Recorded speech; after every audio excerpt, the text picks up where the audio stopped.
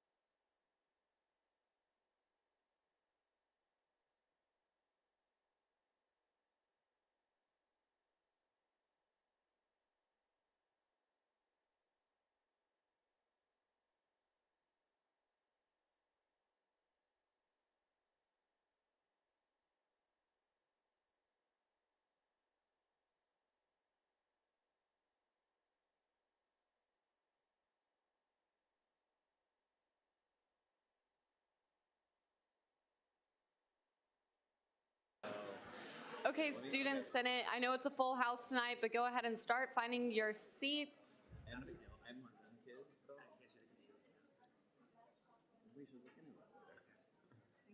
don't know what's going on.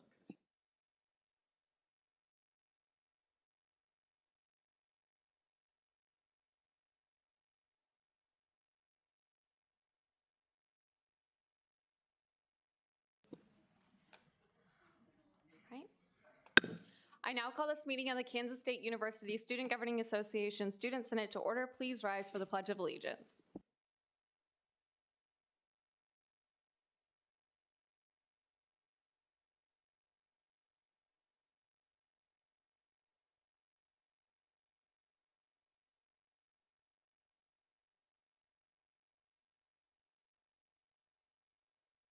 Right, we'll now move into first roll call. Al Abdullah, Al Madani, Beasley, Belina, Betancourt, Bond, Booz, Bowers, Brency, Burke, Carlson, Carr, Clark, Clements, Coggeshall, Colasico, Cruz, Dowd, Frederick, Gallardo, Gillespie, Glasscock, Hamlin, Hines, Huffman, Jabin, Jonak, Kelly, Kerperin, Kidd, King, Koger, Kurzweil, Coleman, Lomshek, Lux, Matos, Meinhardt, Moore, Oxner, Orzakowski, Pelton, Payton, Phillips, Rivera, Rodriguez, Reichert, Seidel, Slichter, Smith, Snyder Ben, Snyder Blaine, Spellman, Wallace, Ward Kelly, Ward Shalin, Watkins, and Whitmer, and Zimmerman. And we have, okay, we have 46 senators present, and then 12 absent. All right, with that, we'll go ahead and move into first open period. Our first open period speaker tonight is Corey Williamson, Executive Director of the K-State Student Union and Union Leadership.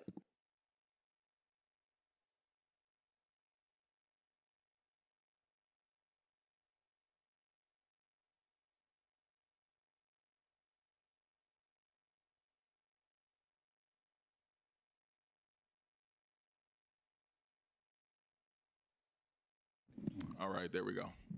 Once again, how y'all doing? Beautiful, beautiful. All right, so first of all, thank you for the invitation to come and speak with you. I always look forward to this opportunity for no other reason, just to put a face with a name. I've been here now for about 1.5 years, and it's been a great experience. I'm an alum of Kansas State, so I am glad to be back home, and I am appreciating the experience and the welcome back that I've received up to this point. So the purpose and goal of today is to really inform those who are not aware, educate you on the various opportunities that we try to engage students in the work that we do in the union. I think you all know that the work we do would not be possible without great student leadership, and that leadership includes both student employees and our volunteers. So we have our student volunteer leaders up here today, and so I'm not going to be before you long. Just have a couple of updates I want to give you, then I'm going to pass it over to our great team here. So first and foremost, how many of you have heard of the Wildcat Value Meals in the union up to this point? Keep your hands up if you've taken advantage of the Wildcat Value menu. Very good, that's encouraging. So the numbers are showing that we have served upwards to a little bit over 15,000 Wildcat Value options just in the fall semester alone, which is really encouraging from the standpoint that we estimate that that's saved around $22,000 out of the pockets of those who took advantage of those opportunities. So, oh yeah, go ahead. That's a great place to. Great place to. Obviously, food insecurity is an important and critical topic on our campus, and we're doing some other things such as the Roundup program and our Union Kitchen area. But that's a program we want to continue to promote, is the Wildcat value, because once again, that was one of the concerns that was brought to my attention my first day on the job when I met with students. And the concern was we have great options in the union, but we don't always have access to those options. And so I'm glad that we are creating those opportunities. Also, we have done some moderate enhancements within the union, thanks to student support. The banquet rooms, one of which is the Cottonwood Room and the Flint Hills Room, both of those spaces have seen a facelift over the winter break. So if you have not had an opportunity to go check those spaces out, I encourage you to do so. The spaces had gotten so bad at one point, I think we took a photocopy of the wallpaper and taped it on the wall to cover up a hole. So just to give you an indication of how bad it got up there. So one opportunity that you will have if you take advantage of it, we actually have our first UGB meeting of the semester, and it will be in the Cottonwood Room, and it will be at 3 o'clock tomorrow. So if you have an opportunity, I would encourage you to come and join us during that meeting, because the union is also undergoing some strategic planning initiatives and processes. My first year, I spent a majority of that time really just going around listening to campus stakeholders, to students. And so now that I'm in my second year, the focus has been on putting together a plan, a strategic plan on how we're going to move forward. And so we have done what we've called a appreciative inquiry exercise. Actually, the first exercise was facilitated by the Leadership Studies program. And so now we've had a couple of our team members conduct that exercise with our staff.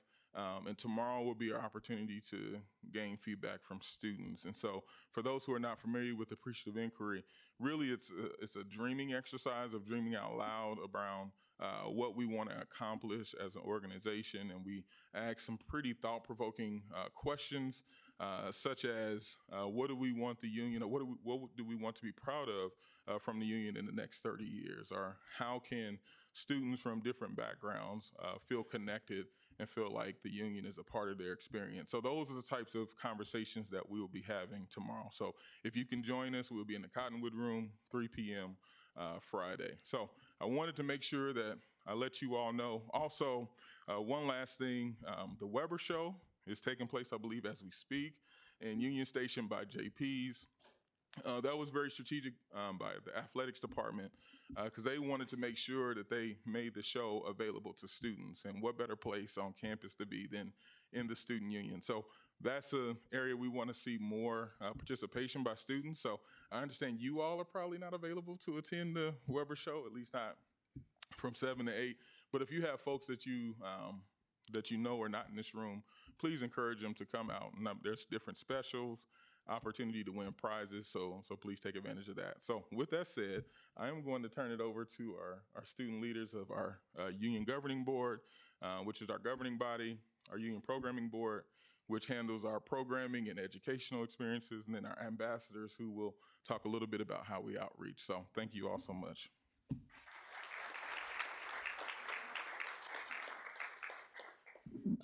All right, good evening, everyone. So my name is Vedant Kulkarni, and today I'm here on behalf of UGB as the UGB president. So kind of want to talk to you about, what UGB is. So basically, UGB will be up for elections as well, along with the SGA elections. So in every year, we have total 8 positions that we choose that are elected positions, out of which 6 are for 1-year terms and 2 are for 2-year terms.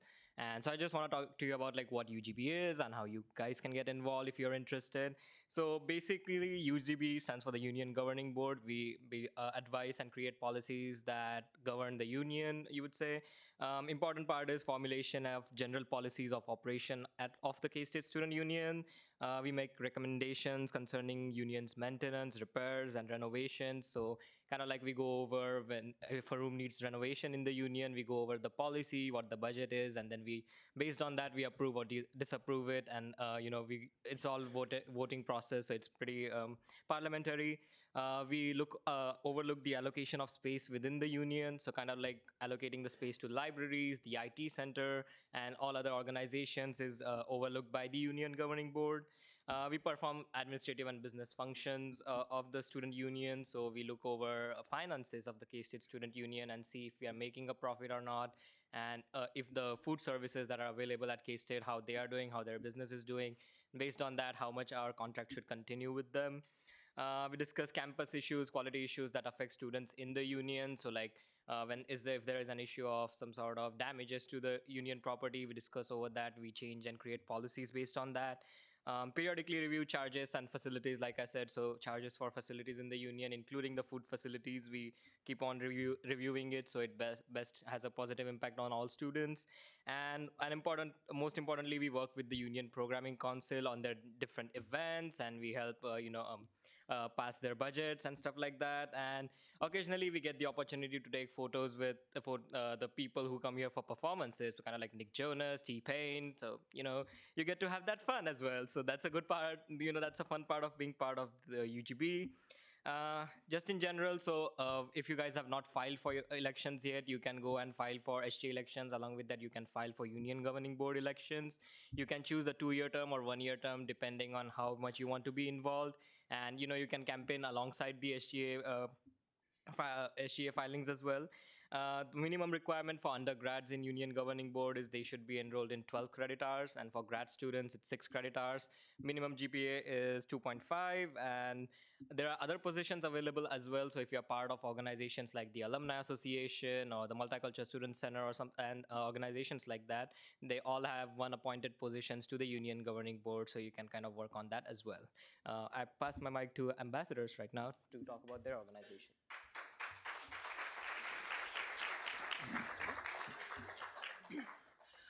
Good evening. I'm Lily Hurt. I am the lead union ambassador here.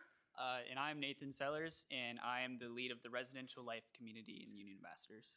So just as a quick overview of our organization, so we typically have 16 members, which is divided into 3 subcategories to help cover all of our bases across campus. So that includes an FSL, which is fraternity and sorority life, the Res Life, and then the K-State Life, which takes care of kind of the K-State student organizations across campus. So as Corey said, we're kind of like a liaison or kind of an outreach portion of the union in a way. One of our big things is at Admitted Wildcat Days and Discover Days, we talk to prospective students, mostly about the union, but also kind of if they're lost or if they need help or kind of just connecting with the right person to get where they need to go. We also love to help out with other organizations, especially ones in the union. So this past semester, we got the chance to help out UGB with their Haunted Union event, and that was really fun. Sorry, UPC. And also another thing that we do on campus is we host kind of a Cat's Cupboard donation center at the student union, and every single week we take that donation over to Fairchild where Cat's Cupboard is located, and it's just a really good way for us to kind of give back to our community. On top of that, we also have applications opening up. The deadline is this Tuesday, or next Tuesday. One of the requirements is you must be an undergrad student if you want to apply, but all you need to do is go to union.kstate, union.kstate.edu to apply. And yeah, it's a great way to get involved within our student union. Thank you.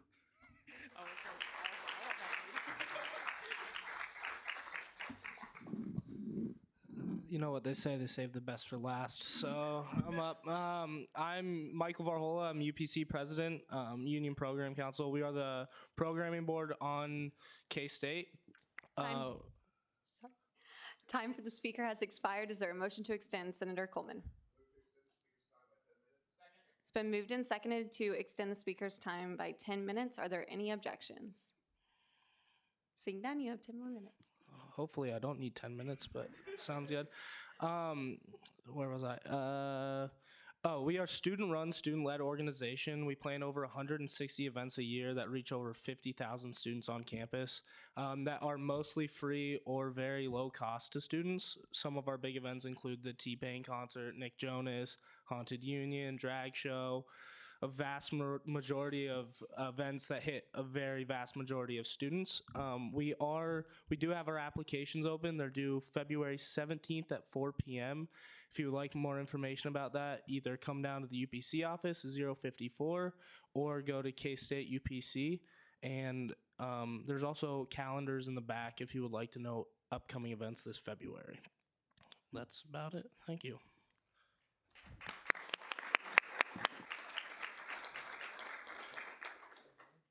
Are there any questions for any of our speakers? Senator Beasley.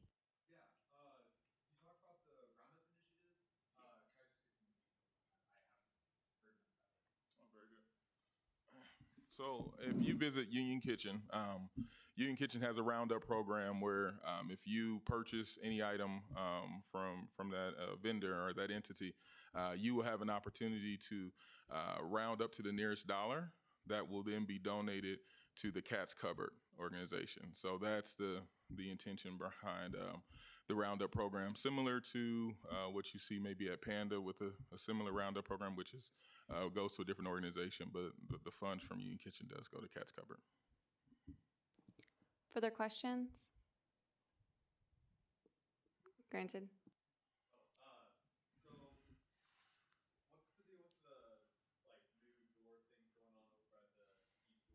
That's an excellent question. All right. So as many of you are probably aware, we do have the construction taking place on the east side of the Union for the new Multicultural Student Center.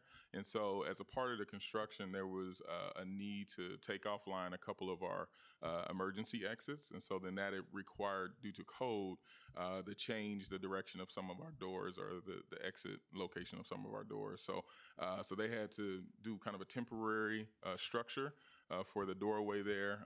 Hopefully we'll get that finished out sooner rather than later. But yeah, that is a temporary structure to help accommodate the construction happening on the east side of the building. Any other questions? I actually have one. This last fall, do you guys have like the traffic pattern numbers, like the door numbers? And if so, how does that compare to when Hale Library was fully closed? That's a great question, too. Since the Hale Library has opened up, we have seen a slight decrease in Union traffic. We still are tracking above, I believe, the 2017, 2018 numbers, but we are below the last academic year numbers as well. I don't have those numbers in front of me, but it's a moderate, maybe 1.5%, 2% decrease from last year to this year. Thank you. Any other questions? Caucus Leader Kidd. Yeah, and my question actually kind of bounced off of your question, Speaker. So with analyzing the door traffic patterns, do we compare our traffic patterns to like other unions at other universities to see if there's like a correlation or anything like that? We don't at this time have a comparison mechanism in place. I will say, though, that does open up the door to talk a little bit about a survey that will be going out, I believe, February 5th. So February 5th will be a survey which essentially reviews the services within the union, whether you're talking about food service, the campus store, general cleanliness, leadership opportunities. And so we take a random selection of around 3,500 students to send the survey out to. And what we do is we get feedback through that survey, but it allows us to benchmark against all the other unions within the country. And you also get an opportunity to select 6 institutions that we would consider peer institutions, and we can look at those types of figures as well as overall satisfaction. We call it the Sky Factor benchmarking survey. So we will have an opportunity this spring semester to review how we are comparing, if you will, to other institutions around the country. Any further questions? Senator King. Yes, yes, yes. Further questions? Can I Oh. briefly speak on? This is kind of a small side note, but I believe UPC provided donuts today. Is that okay? I just wanted to get that out there. Yeah. So thank you to UPC. All right. All right. If there's no further questions, thank you all so much for coming and for the donuts. There you go. Appreciate it.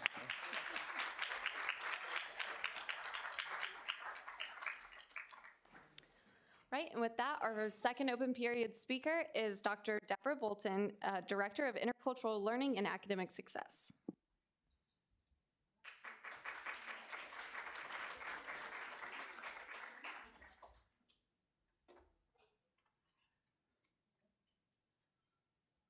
Okay, I was here sometime in the fall, and we talked about intercultural learning, and we talked a little bit about the importance of intercultural learning. So before we get started with your review, a lot of you took the intercultural development instrument. Some of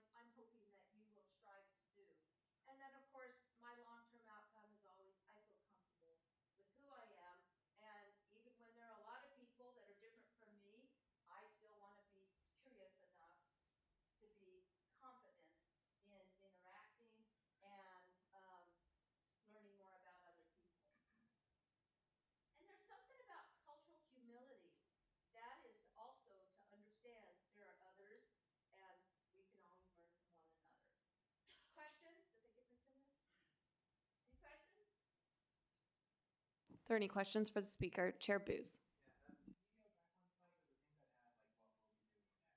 Okay. Okay, this is what I'm suggesting. I don't have a lot of qualified administrators, so if any of you do want to unpack your individual development plan and how you came out individually, then you can make an appointment with me. And if I can find another qualified administrator, I'll do that. Otherwise, it's me. But I am certainly open. It might take the whole semester of all of you do it, but I don't care. It's fine. So that would be the next thing that you do. I would download your individual plan because it doesn't exactly look like the group plan. So if you want to, you all know how to connect with me. I'm glad to do that. And then it has that plan. Now, if you want the plan for the group, I can send that. I just didn't know if we'd have time to. Okay, I'll just send that. Why don't I send it around and you just send it out to everybody? So as a group, how you came out in the developmental orientation, you can work on it that way. But if you want to do one-on-one, that'll look different. Okay? Just let me know. Further questions? Chief of Staff Polson. Is there a place for us to find our individual No, you can't get it. The way this one is set up, you can't get it until you do a one-on-one. Okay, cool. Now, there's a cultural intelligence called CQ. They send it right to you, but that's a different assessment plan. And K-State is mostly doing this one, and right now we're kind of toying with the idea of doing that other one. But you can get that assessment if you want to take it, and I do have grant funding, and it'll go right to you. So if you want, anybody wants to do the CQ, just let me know. We'll pay for that too. Further questions? Chair Orzechowski. Sure. Sure. Yeah, I'll just send that. Just make one up. Yeah, I'll make sure to follow up with Dr. Bolton after the meeting and get that. That'd be great. Further questions? Great. Thank you. All right, seeing none. Thank you so much for coming.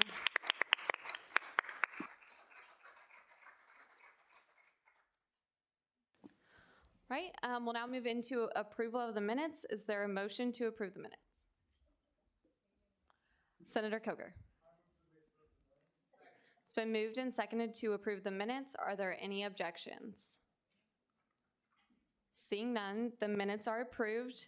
Moving into announcements for the week. First up, Nate will talk about this more, but SGA week is next week. That'll include the presidential debate, bowling with your senators, tabling, the SGA intern program, and the general election filing deadline. Second, the K-State Career Center and JCPenney are partnering to bring K-State students a chance to participate in select professional attire for an additional 30% off. This event will be 6:30 to 9:30 Sunday, February 9th in the JCPenney store here. They added the first 20 students in line with a valid K-State student ID will receive a $25 JCPenney gift card. Third, proxies for the week: Carlson for Ward, Glasscock for Cruz, Hines for Dowd, Kidd for Burke, Koger for Meinhardt, Whitmer for Oxner. And SGA member of the week is Cameron Koger for serving all students, bringing his passion into Student Senate and his dual committee service.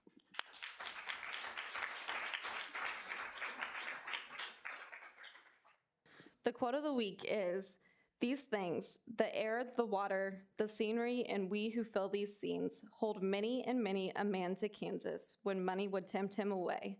Here are the still waters, here are the green pastures, here are the fairest of the world's habitations." William Allen White.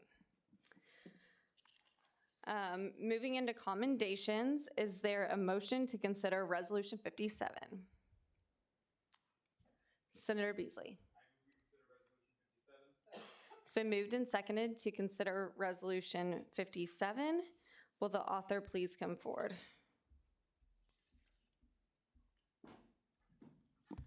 All right, so I think this has to be changed to a resolution. Yeah. Listed as a bill right now. But Resolution 19-2057, Commendation to Exercises Medicine on Campus at Kansas State University by Bryn Carlson and Shaylin Ward. Whereas Exercises Medicine on Campus is a global health initiative that was started by the American College of Sports Medicine, whereas the American College of Sports Medicine has designated October as Exercise is Medicine on Campus Month, whereas Exercise is Medicine on Campus calls on universities and colleges to engage in promotion of physical activity as a vital sign of health and encourages faculty, staff, and students to work together towards improving the health and well-being of the campus community. Whereas this year, it is the third year that the Department of Kinesiology and the Kinesiology Student Association have brought Exercise is Medicine on campus to Kansas State. Whereas President Myers signed a proclamation declaring October as Exercise is Medicine on Campus Month at Kansas State University. Whereas on Wednesday, October 16th, Exercise is Medicine on campus hosted free health and fitness assessments on Bosco Plaza Terrace. Whereas on Thursday, October 18th in Forum Hall, Exercise is Medicine on campus and the Kinesiology Department hosted their distinguished lecture by Pantaleimian Patty Akakis, an associate professor of kinesiology at Iowa State University. Whereas the month culminated with Exercise is Medicine on campus walk-in raffle, starting at Justin Hall and ending at Ahern Fieldhouse on Thursday, October 31st. Be it enacted that Section 1, Kansas State University Student Governing Association commends the Exercise is Medicine on campus team on the successful execution of this year's Exercise is Medicine on Campus Month. Section 2, upon passage by the Student Senate and signature of the Student Body President, a copy of this resolution shall be sent to Exercise is Medicine on campus student leaders Kelly Stahlbaumer, Mary Morrissey, and Brooke Bennett. Exercise is Medicine on campus faculty advisor Lauren McDaniel, Kinesiology Department Head Dr. Craig Harms, Dean of the College of Human Health and Sciences John Buckwalter, and University President Richard B. Myers. Are there any questions or corrections for the author? Yes. What does it feel like to say the phrase exercise is medicine on campus that many times? Oh my gosh. I hope I never have to say it again. Maybe next year. Any further questions or corrections? Senator Beasley.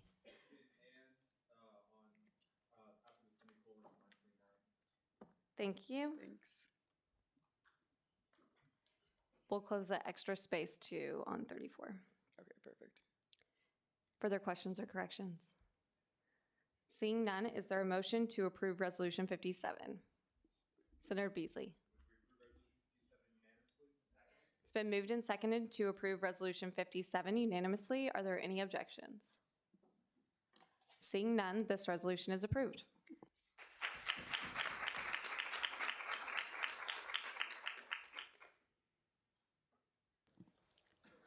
Right, with that, is there a motion to consider Resolution 58? Elections, Commissioner Spellman? It's been moved and seconded to consider Resolution 58. Will the author please come forward? Yeah, sorry, there's an error on the agenda with the lettering. We had just Coach Chris Kleiman at first, which is why it's first on the agenda, but it's corrected on the actual copies.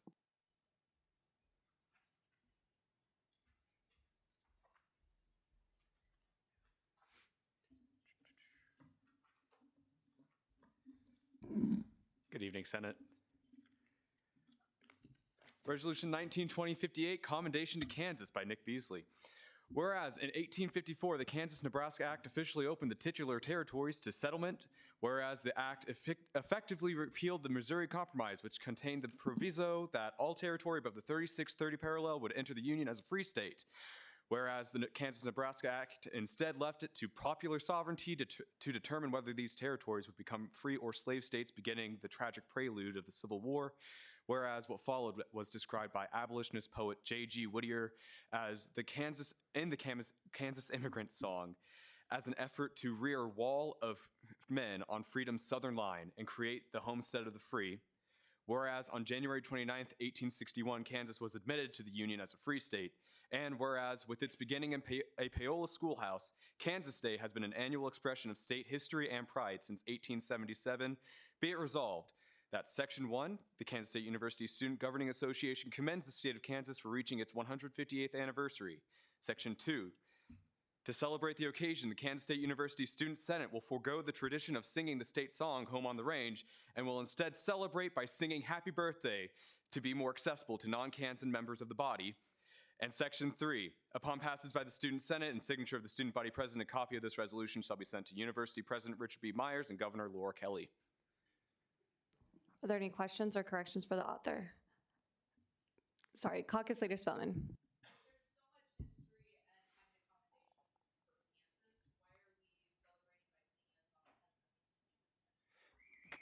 Could you rephrase the question? Is that Jermaine? Nah, I'm kidding. All right. So I understand that not everyone in this body or even in this room is from Kansas, and so maybe does not hold the lyrics and tune of Home on the Range as closely in their hearts as myself being a Topeka, or grew up singing the song every Kansas Day in celebration of today, or yesterday, I should say. Whereas everyone knows Happy Birthday.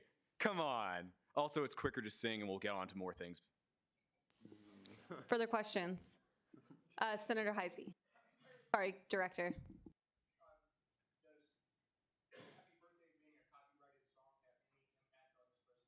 We're legally protected. No, I'm kidding.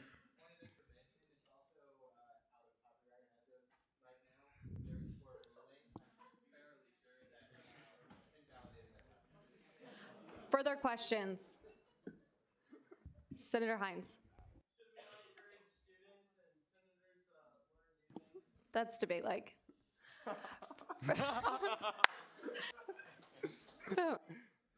Senator Carr.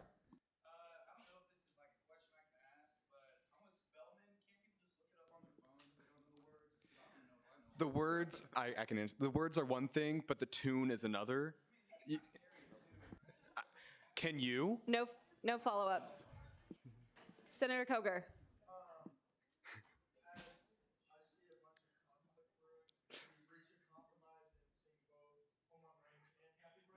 Ooh.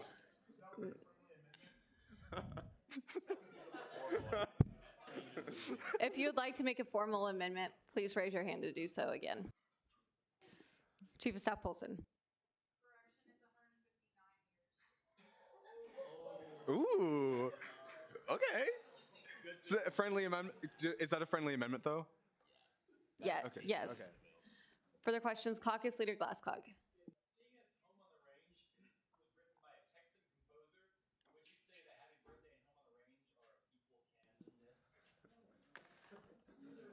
You don't have to answer. Further questions? Senator Hines.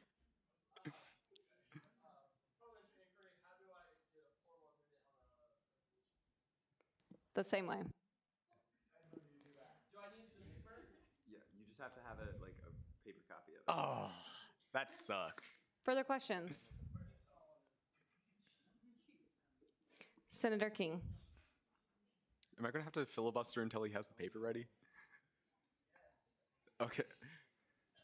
Someone get me. With the vote of the body, is that all those in favor of being okay accepting the amendment without a paper copy, raise your right hand.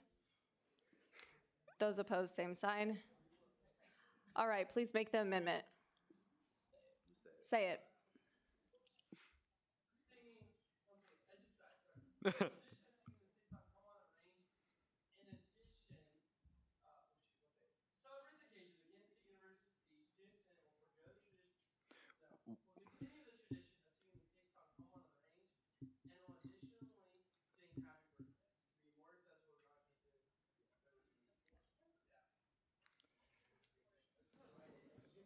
A little impressed you consolidated that fast. Okay.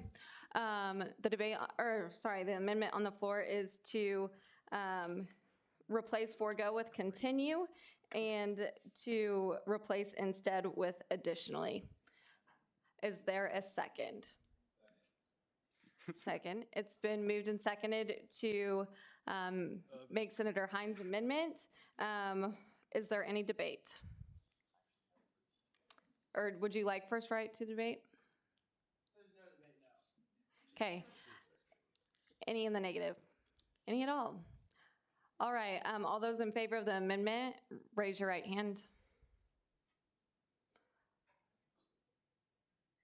Those opposed, same sign. All right. The amendment passes. Are there any further questions or corrections for the author at the podium? All right, seeing none, is there a motion on Resolution 58?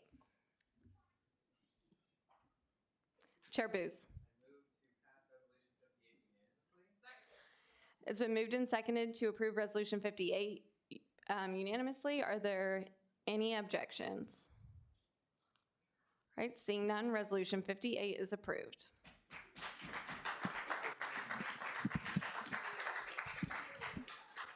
All right, everybody. I didn't get YouTube ready for this. What? Happy birthday now, Home on the Range, second open period. Second open period? Okay, but that's, you know what?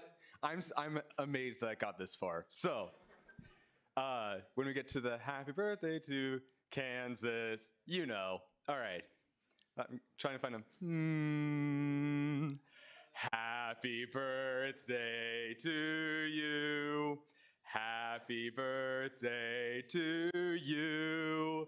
Happy birthday, dear Kansas. Happy birthday to you. Go Cats. All right, with that, is there a motion to consider Resolution 59? And just to clarify, that's Chris Clam. Chair Booz. It's been moved and seconded to postpone Resolution 59 to next week. You have first right to debate.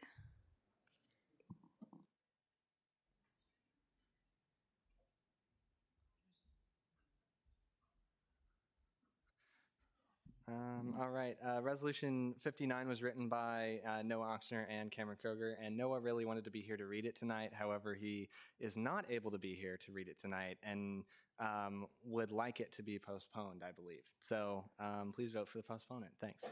Are there any questions? All right, seeing none, any further debate?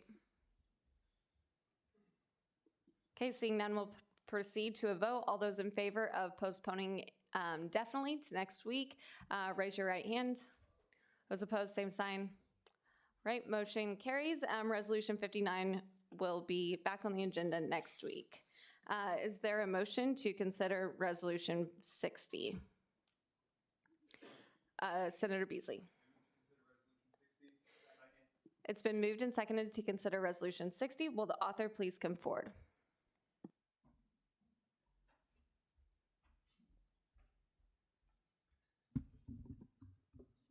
All right, resolution, yeah, that should say resolution.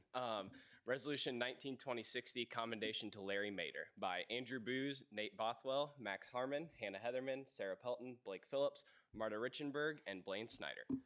Whereas Larry Mader first began his work with Kansas State University in 1973, working in the Office of Financial Assistance as a student employee. Whereas after graduating from K-State in 1977, Larry Mader was hired as the coordinator for Veterans Affairs. Whereas Larry Mader earned a master's degree from Kansas State in 1980 and served the university in many ways, including serving as the Assistant Director of Financial Assistance, Director of Student Financial Assistance, Director of Undergraduate Admissions, Executive Director of Student Financial Assistance and Undergraduate Admissions, Assistant Vice President, Associate Vice President for Student Life, and Special Assistant to the Provost.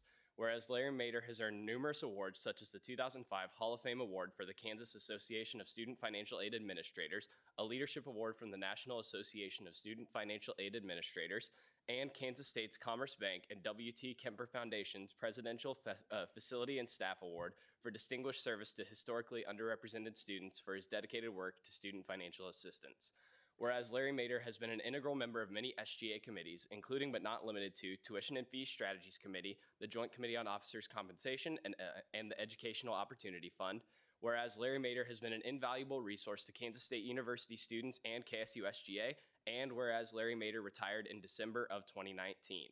Be it enacted that Section 1, Kansas State University Student Governing Association commends Larry Mader for a dedicated and incredible career at Kansas State University and wishes Larry well in retirement. And Section 2, upon passage of the Student Senate and signature of the Student Body President, a copy of this resolution shall be sent to Vice President of Student Life, Dr. Thomas Lane, Chief Financial Officer Ethan Erickson, Director of New Student Services, Dr. Emily Laning, Provost and Executive Vice President, Dr. Charles Tabor, and former Special Assistant to the Provost, Larry Mader, and University President, Richard B. Myers. Are there any questions or corrections for the author? Caucus Leader Kidd.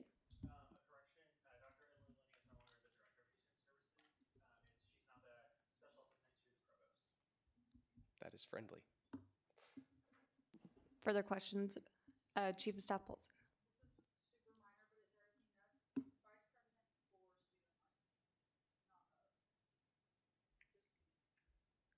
I apologize.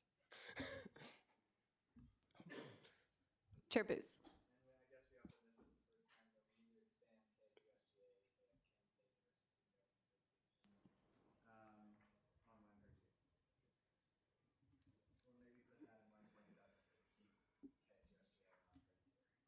Okay. Thank you. Senator Beasley.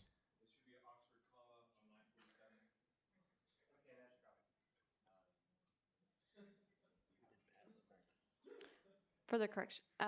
Caucus Leader Glasscock.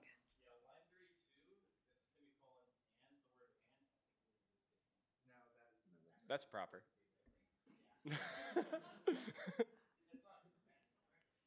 Further questions. Caucus Leader Kidd. Would it be possible for us to add Dr. Bosco to this? Oh yeah, that's totally fine. Sorry, I wasn't around when Bosco was here. Further questions. Senator Snyder.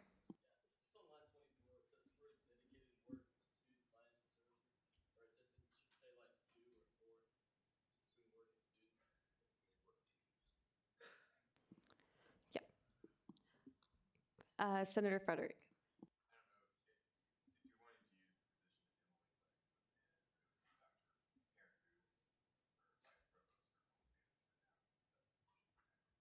Okay. Thank you. Further questions or corrections?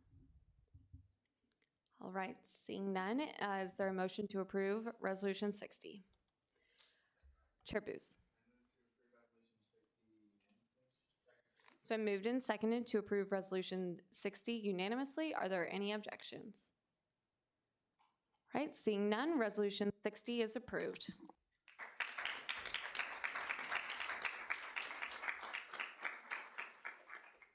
Moving into approval of appointments, is there a motion to consider Resolution 61? Senator Beasley. It's been moved and seconded to consider Resolution 61. Will the author please come forward?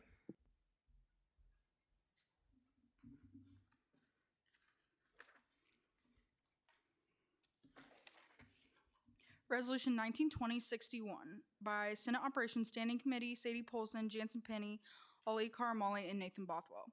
Whereas the Kansas State University Student Governing Association Constitution and bylaws specify the KSU SGA executive branch include a legislative director and technology director.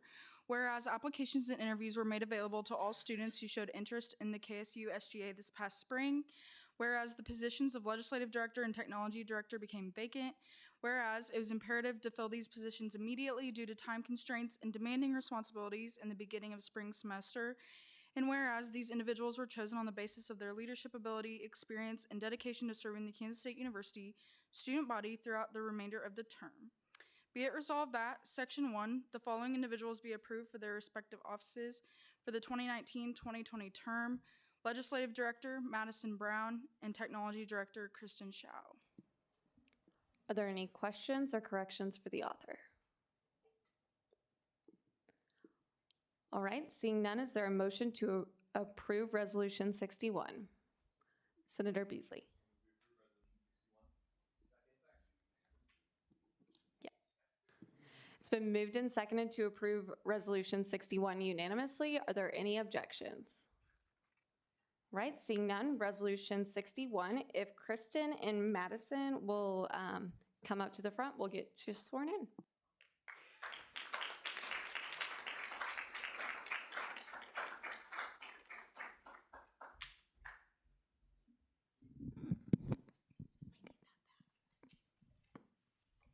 All right, right hand up, please. I do solemnly swear that I will faithfully execute the office of cabinet member and will, to the best of my ability, preserve, protect, and defend the Constitution of the Kansas State University Student Governing Association. Okay, name, major, hometown, favorite smell. Okay. Hello, my name is Madison Brown. I am from Shawnee, Kansas, and I'm a junior majoring in finance. And my favorite smell is fresh bread when we walk into Good Sense. Hi, I'm Kristen Shao. I'm also from Shawnee, Kansas. I'm majoring in political science and sociology, and my favorite smell is Home Depot.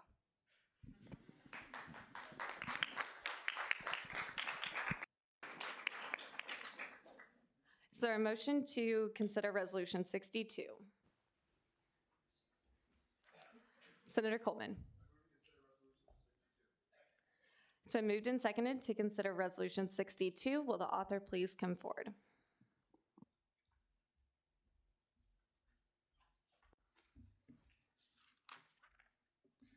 All right, Resolution 19-2062, approval of new student senator by Senate Operations Committee. Whereas Olivia Pruse has chosen to resign from the position of student senator for the College of Arts and Sciences, and whereas William Moore has the next highest vote total of eligible and willing candidates in the 2019 SGA general election for the College of Arts and Sciences student senator, be it resolved that the following individual be approved as a student senator for the College of Arts and Sciences, William Moore. Are there any questions or corrections for the author? Right, seeing none, is there a motion to approve Resolution 62? Intern Phillips. It's been moved and seconded to approve Resolution 62 unanimously. Are there any objections? Seeing none, Resolution 62 is approved.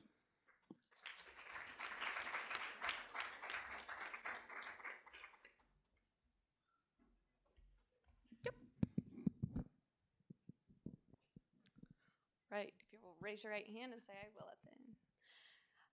I do solemnly swear that I will faithfully execute the office of student senator and will, to the best of my ability, preserve, protect, and defend the Constitution of the Kansas State University Student Governing Association. Hi, I'm William Moore. I'm from Northwest Arkansas. I'm an economics major, minor in German and statistics, and my favorite smell is fermenting yeast.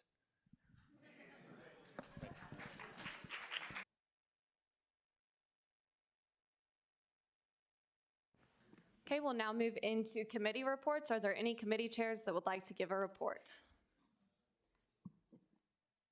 Chair Orzechowski.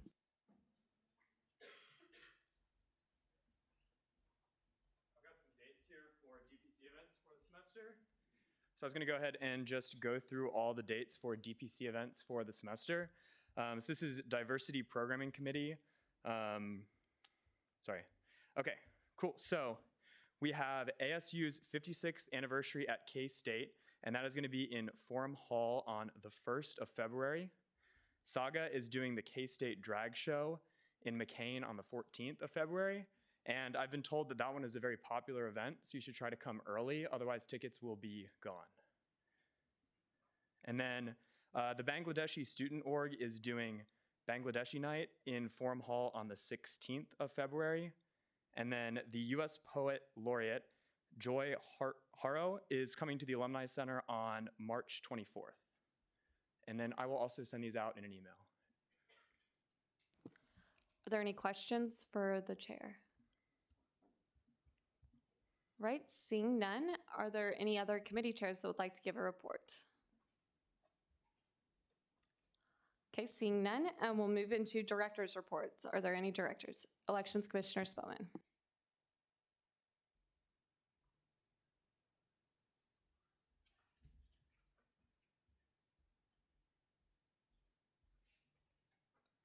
All right. Hi, everyone. Happy election season. Typically, you'll see me up here for your traditional elections, but seeing that I am the SGA Elections Commissioner, I wanted to provide you all with some updates for SGA elections. Starting with the Student Tribunal decision, on the first day that we got back, Student Tribunal held a meeting, and they concluded that with the interpretation of the statutes, the deadline for the primary election was extended.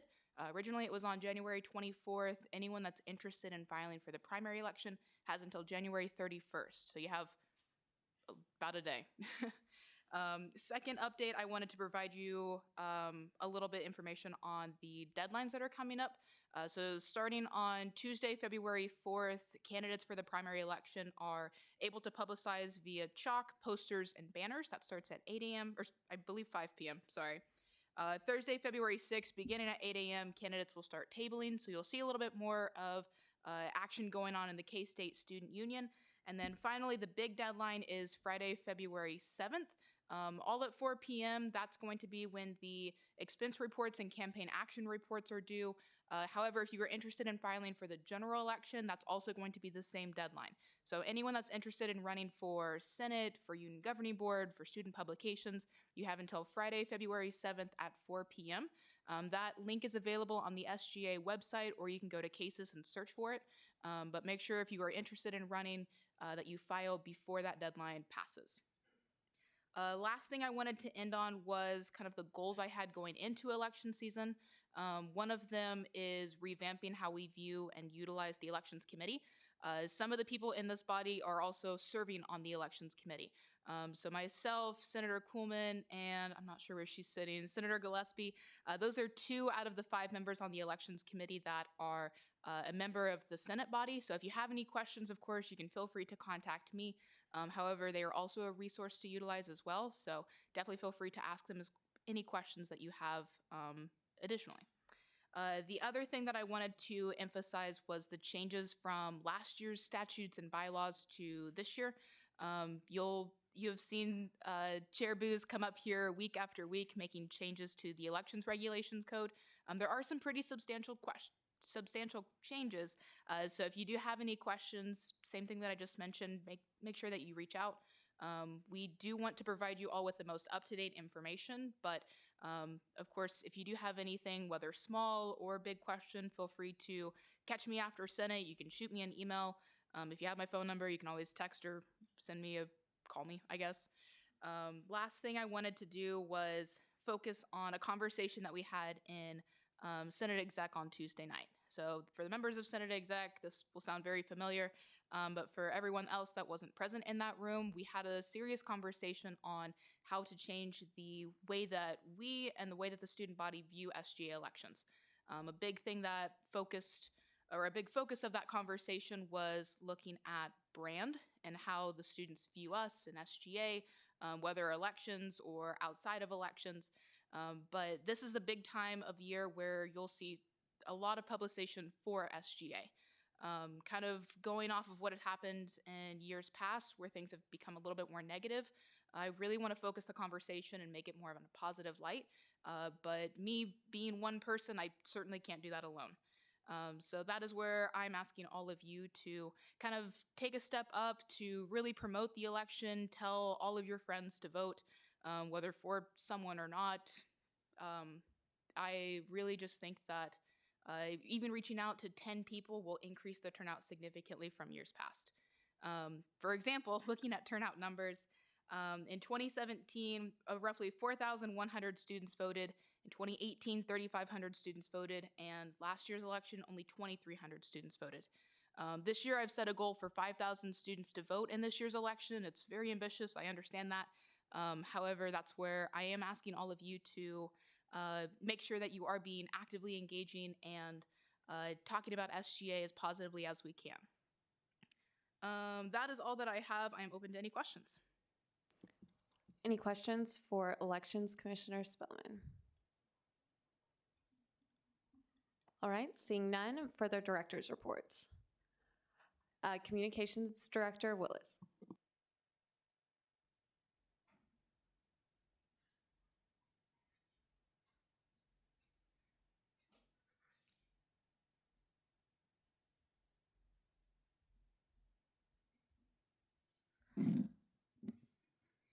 Hi. This is really quick, but if you guys all, I'm assuming a lot of people have Instagram. If you could all do me a real quick favor here. We have a thing, kind of a pet project that I'm trying to get us an Instagram page.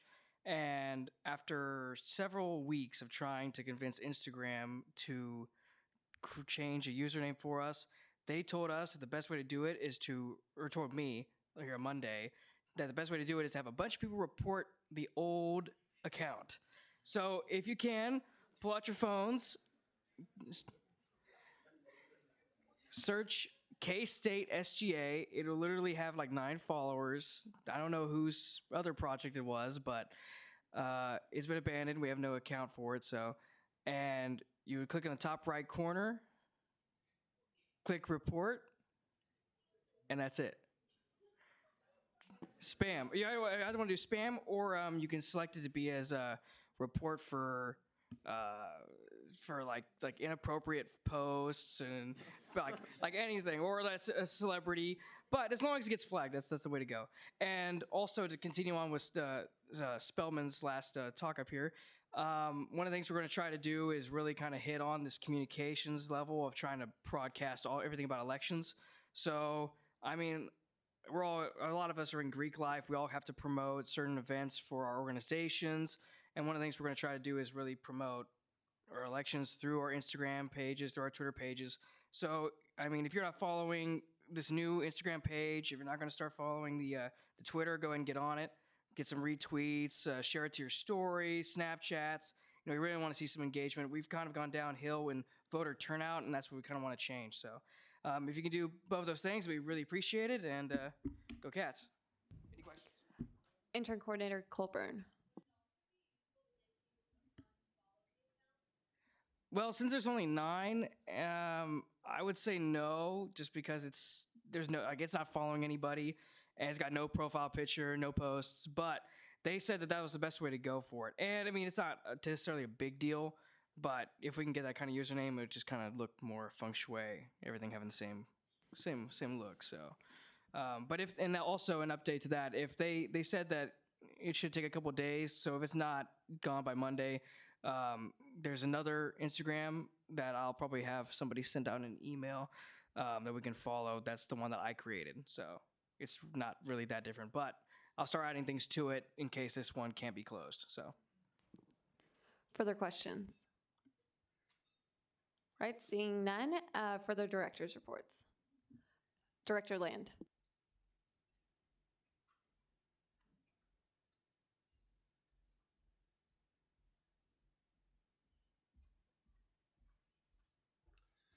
All right, so the census is taking applications to be a census taker. The job for students would primarily be this summer.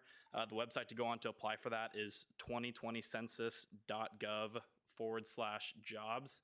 It pays like $15 to $17 an hour. So yeah, go and do that. That's all I have. Any questions? Right, seeing none, further director's reports. Director Shao.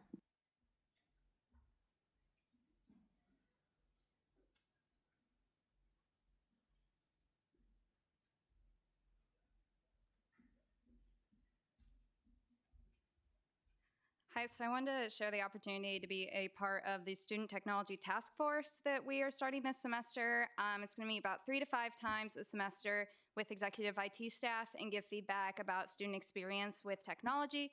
You don't need to be a technology person to be on this force, just if you have ideas about your own experience with technology or any complaints or suggestions that you've heard, please apply.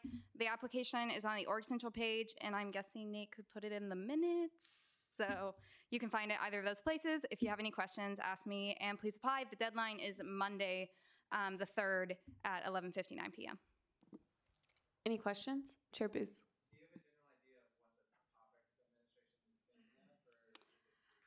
Yeah, they said just a lot of different ideas. A lot of things they want to do is how it's more accessible to people and seeing like what we've put a lot of energy into that students don't like versus what we could be putting more energy into that students want. So,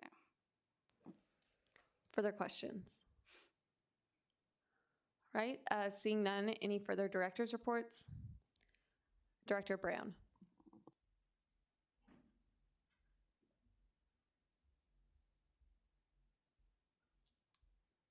Hello, everyone. So I have a few things that I'm working on right now. The first one is going to be Big 12 on the Hill. So this is where all of the Big 12 conference schools get together and they go to DC to lobby with their congressmen and senators.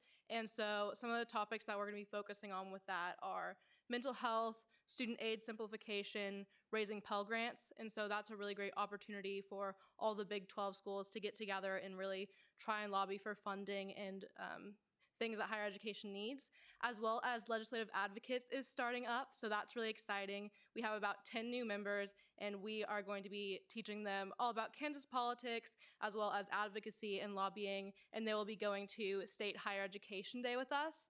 And so that's the third thing that I'm working on right now. This is going to be where all the Kansas schools get together and go to Topeka we meet with our representatives and discuss a range of topics that also are affecting higher education. So one of them is going to be funding. We recently asked the governor for $95 million in funding, and we got 12. So that is going to be something that we're going to be going back and hopefully asking for more funding for. Whether we get it or not, we'll see, as well as some other things for Higher Education Day. In Topeka, we're going to be looking at affirmative consent, yes means yes, as well as mental health funding.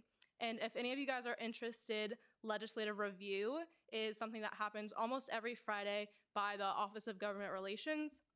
So that will be tomorrow from 12 to 1 in the Cottonwood Room. It's going to be a great time to catch up on Kansas politics if you're interested, and I will be there, so don't worry, you won't be the only student. As well, if you're interested in higher ed policy at all, let me know. We'll be doing lots of research to really make sure that we're looking at the best policies and bills to push forward for this lobbying. So yeah, I stand for questions. Any questions for Director Brown? I've said Senator Brown so many times. It's really hard. All right, I do have one. Did you finish all of the contacts, or do you still need help? No, so if you guys are interested in helping me out, it would be a huge help.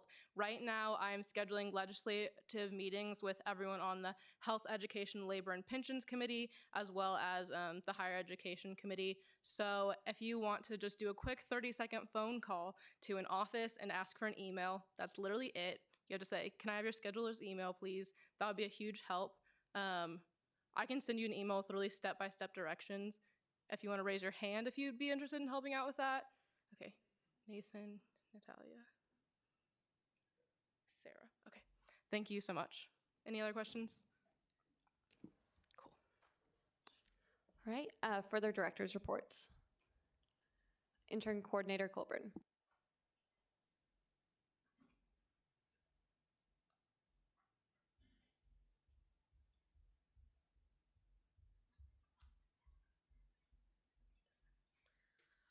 Hi, everyone. So today was the start of the third class of interns. So I had a good turnout, but it can always be more. So if you know anyone who at all might be interested, you can connect them with me. You can talk to them individually.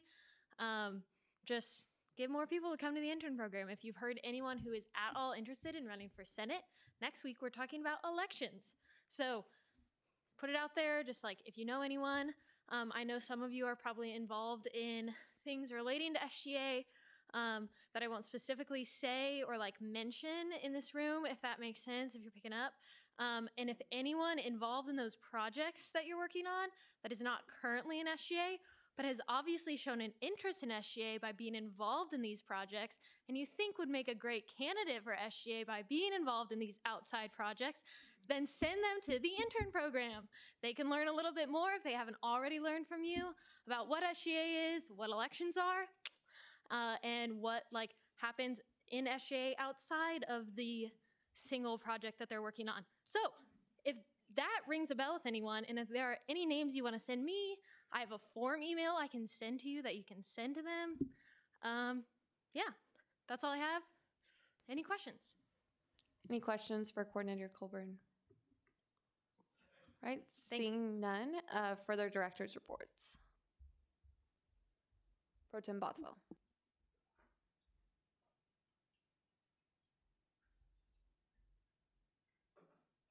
Good evening, everyone. I have a bit of a longer report tonight.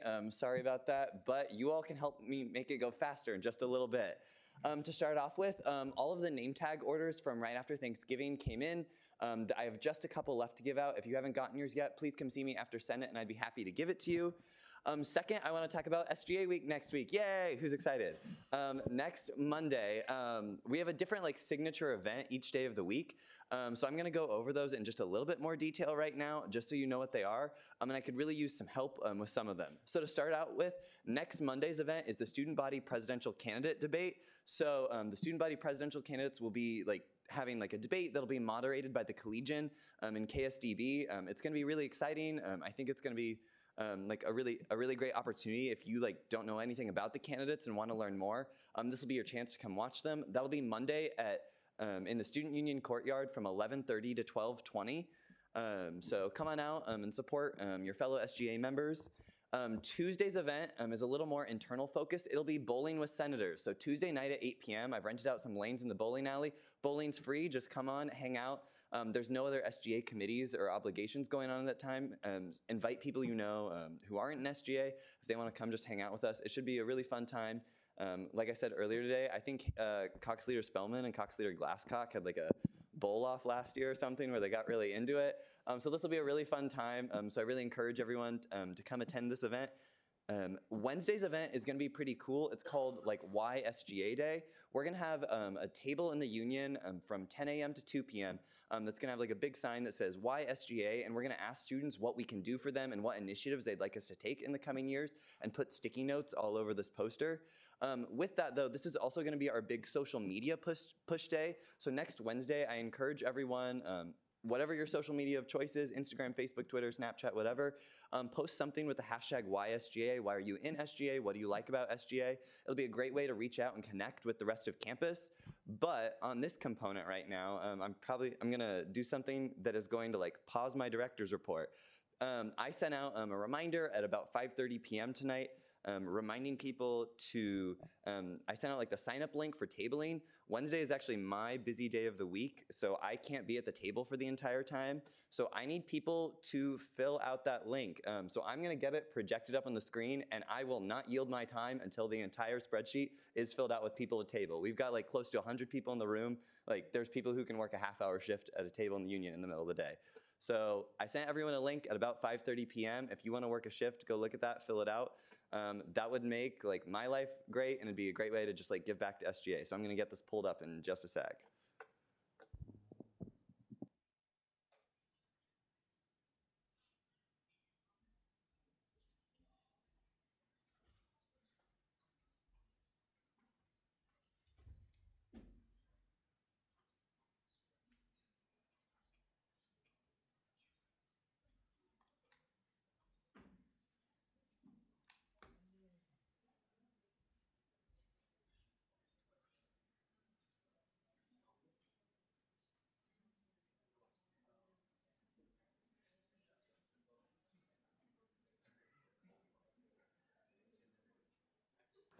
Okay, this is unconventional, but while they are getting that figured out, I have a very brief director's report, and I'm going to give it sitting right here. So all I need is 6 student senators to serve on student-centered tuition enhancements. It's a really fun time. Sadie will be there.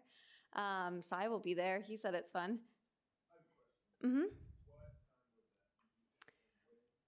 It'll be based on the availability of the committee members.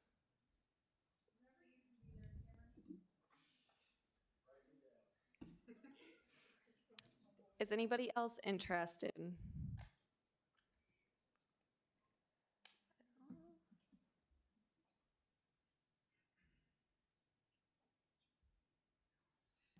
Someone needs to take that last shift up there. One more. Thank you, guys. Yes, this is next Wednesday. Someone, 11:30. Who's free from, what?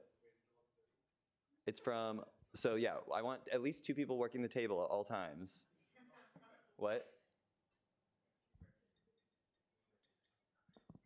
It's gonna be at table 5 also. So it's gonna be like right next to Cat's Den is where we'll be. To whoever wrote that on the spreadsheet.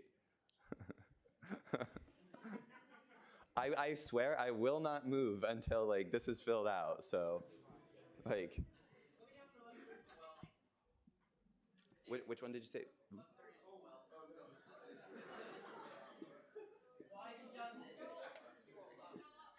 Oh, there we go. Okay, perfect. Okay, we need one more from 1:30 to 2. Time. Yes. Time for the speaker has expired. Senator Rodriguez.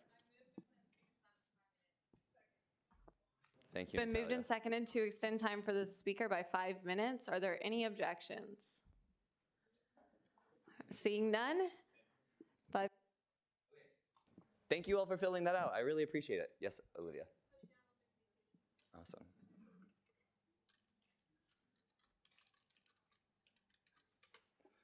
Okay. And like I said, we will, that'll be like our big social media push day. So like come work a table. We'll also probably be having some other possible events during that day, which we'll talk about in caucus time in just a sec. I have just a couple other announcements. The special committee on DPC had their like last in-person meeting yesterday. We're gonna like approve something digitally, but next week I'll actually be presenting that report that that committee came up with. So be on the lookout for that to see what changes will be coming down the line to the Diversity Programming Committee. With that, DPC applications close tomorrow for events happening in the final quarter, so like after spring break to the end of the school year. So if you're in any student organizations or know anyone who wants to host like an event that'll promote diversity on campus, please apply for funding. I know our committee would love to see it and review it. Nate, I'm sorry. There are at least 8 people I can see talking to their neighbor right now. So please give your respect to the leadership you elected and limit those as much as possible. Thank you. I have 2 things left. So as like not only are elections coming up, but once elections are done and we get the new people in, it'll be time to pick like a new speaker and a new speaker pro tempore, as well as new committee chairs. If you are interested in any of those positions, I'd really encourage you to start reaching out right now and meeting with those people. At least for me, last year at this time, I met with the previous speaker pro tempore to discuss like job duties. That's where I got a lot of my platforms and ideas. So I'd strongly encourage you. I would be happy to meet with anyone who's interested in the position of speaker pro tempore, and I can pretty much say that'd be the same across the board for all of like legislative leadership. I know everyone would be happy to meet with you. And then lastly, just to echo one thing that Elections Commissioner Spellman said earlier about elections and kind of like changing that culture. One of the things that came up in our meeting on Tuesday was someone's senior speech from last year. And in their senior speech, Shelby Carpenter said the phrase, show yourself some grace. And I think that's a really good like mindset to keep going into election season. Like show yourself some grace. You're gonna be busy, you're gonna be exhausted, but like it's okay. Make some you time for yourself. But I would also extend that phrase to show some others some grace as well. You'll all notice that I sent out that email at like 5:30 tonight, reminding people that like, you know, you can't have like campaign stickers or campaign t-shirts in Wildcat Chambers or CSI. And at least speaking for myself, I will never file a violation on anyone for doing that if they're willing to quickly cover it up with a gentle reminder. And I'd really hope that that's the attitude of everyone here, that, you know, we give everyone a gentle reminder if they're not aware of the rules they're breaking and things like that. I think that'd just be a really positive attitude to move forward with for this election season. So with that, I'll stand for any questions about anything that I have said. Questions? Elections, Commissioner Spellman? Mm-hmm. Yes, we are at 4 applications now. So there's some questionable ones in there that I don't think we can fund, but we have 4 applicants. Further questions? Right, seeing none, further director's reports. Right, President Penny.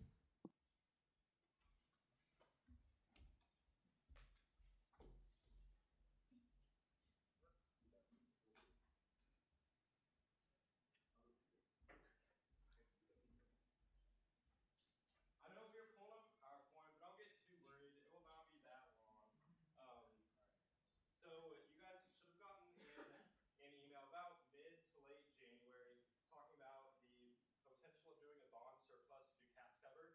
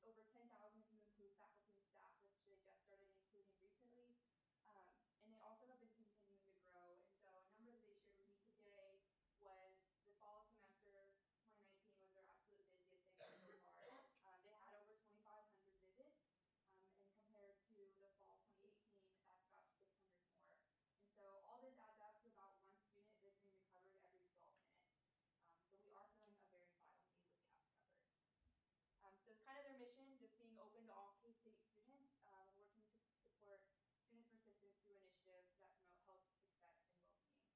So they want to ensure that every student has the ability to perform well academically at K-State.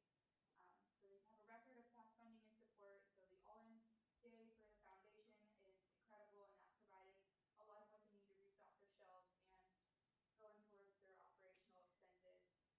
In-kind donations are usually used for food, so you can't use any sort of state funding to buy food. So they mostly ran, well, I guess all of their food is ran on just like in-kind donations and from the foundation support. They currently have SCTE funding that could run out possibly, and so that's why we are pushing for using the bond surplus dollars, because we want to make sure that Cas Cover is around after we've served our terms, so we can continue to serve the students on our campus. So I spoke with Cas Cover today. I also sit on their advisory board, so we meet once a month, and that consists of students, faculty, and staff, and also community members who are interested in Cas Covered. So they have really great project ideas, and some of them they're able to put into motion, and some of them they would love to. They just need a little bit more support to make that happen. And so they're looking at using the money to help with their refuel stations or possibly expand those. And so right now they have one in Vet Med and they have one in Jardine. And what these are a way for students to have kind of a quick, ready, prepared meal or snack to just help them get through the day.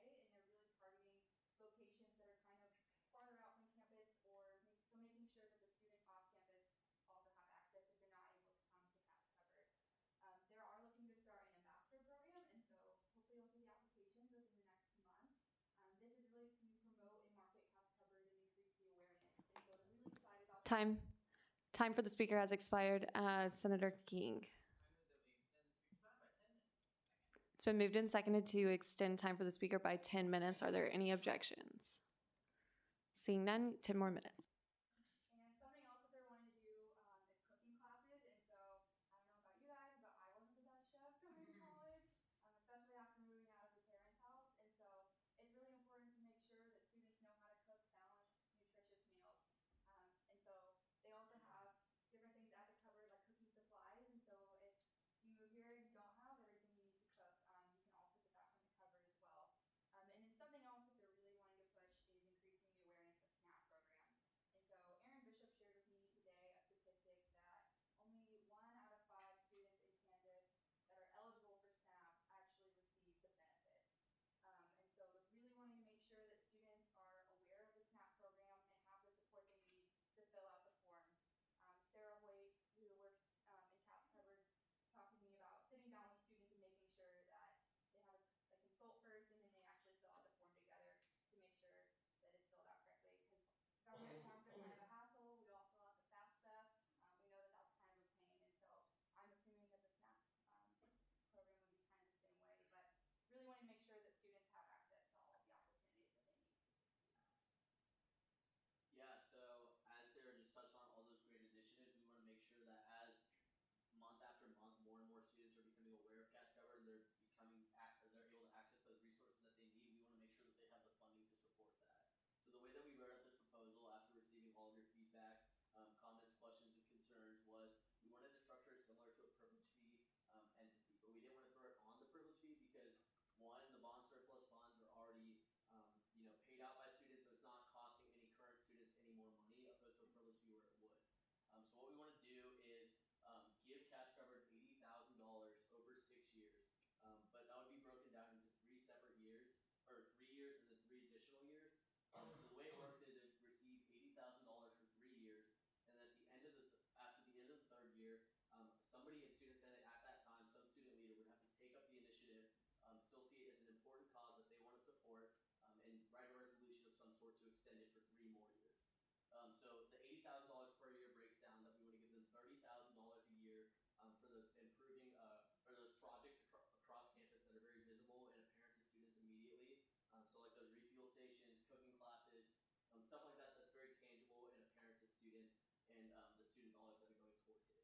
But the bigger part and more important part is the operational budget. So like Sarah touched on, Cas Covered is currently in their final year of SCTE funding.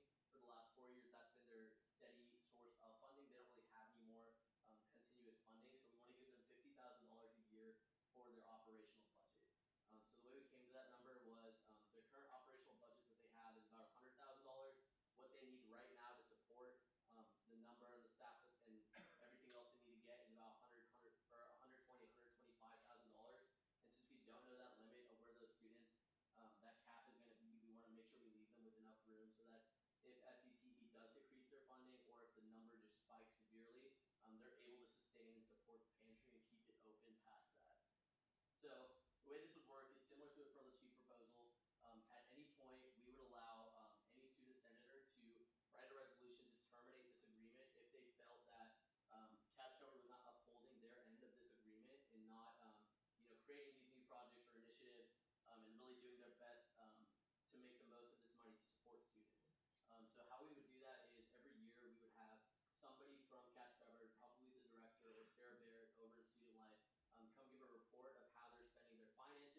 that would not only be the money they're receiving from here, but also any donations they may be getting or any other sources of funding that may come about.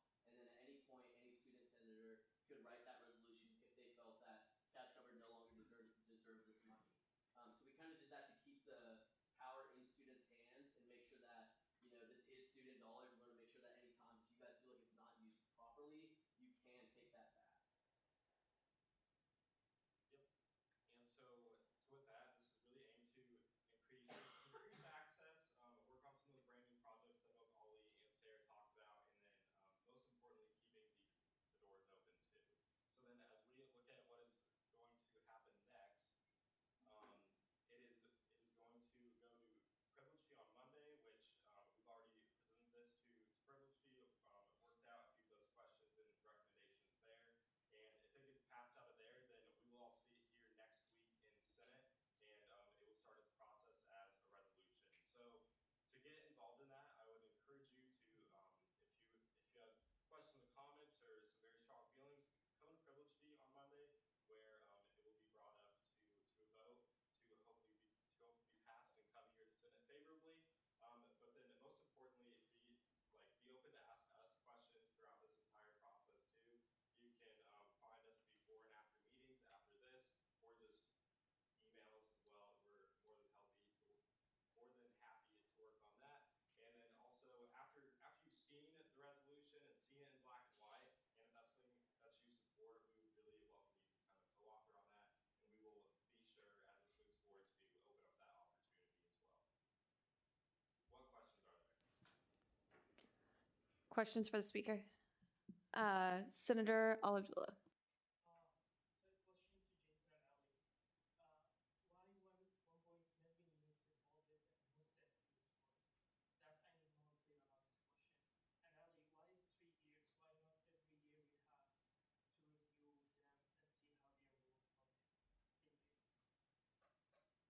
Yeah, I can start on that.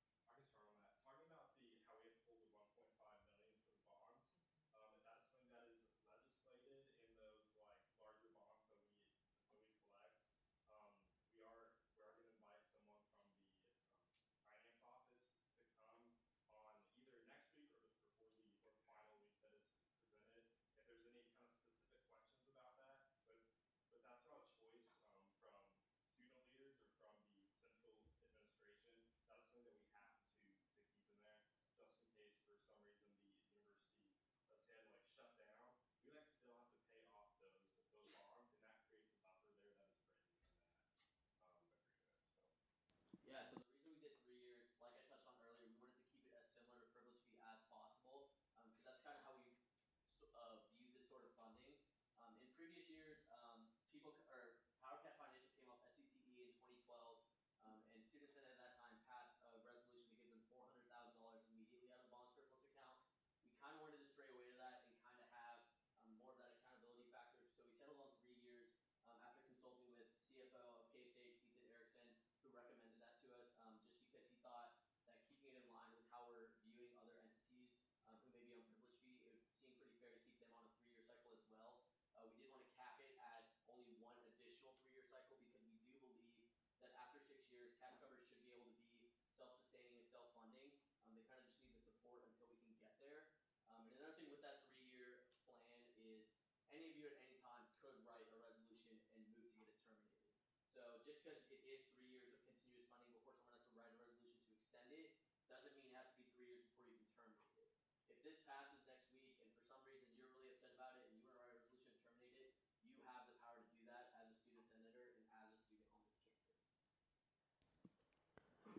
Further questions? Chair Booz. You mentioned that it currently requires about $100,000 to $125,000 for operations. So how much is the SCTE funding right now compared to the funding from the foundation and other entities? Yeah, so not an exact number, but I believe it's around 90 to 100,000 is what they're getting. And the way Sarah said it to us in our last meeting with her was they needed about 100 to 100 or 120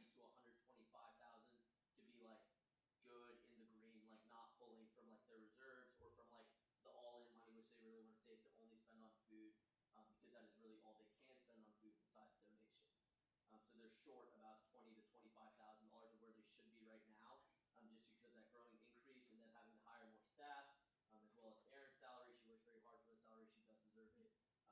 Any other operational costs that they have. Further question? Intern Coordinator Colbert.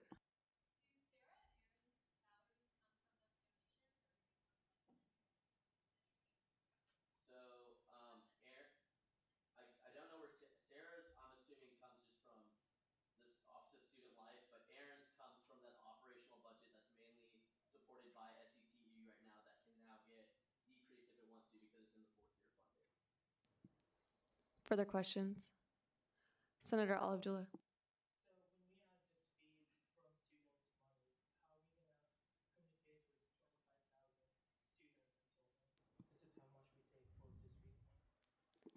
Yeah, it is outlined, like it's all wrapped in your privilege fee. Like this is part of the $470 a semester that goes in the privilege fee.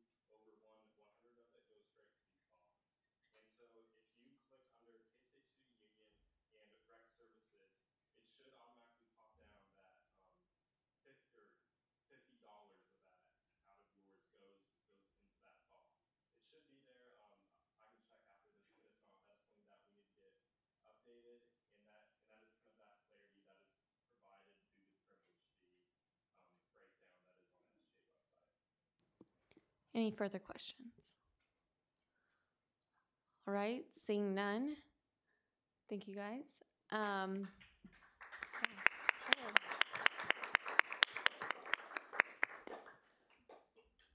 Further reports? All right, seeing none, we'll go ahead and move into college caucus time. So we're now going to move into college caucus time. Your caucus leaders should know what you're doing. Each caucus is a bit different tonight. Some of you are ratifying constitutional amendments, and then some of you are additionally planning like possible events to have during SGA week next week, as well as just some general catch-up that your caucus leaders requested. So feel free to disperse to your usual locations, and if you don't know what you're doing or where to go, come find me.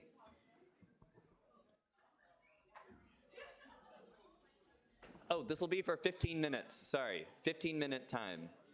So, yeah.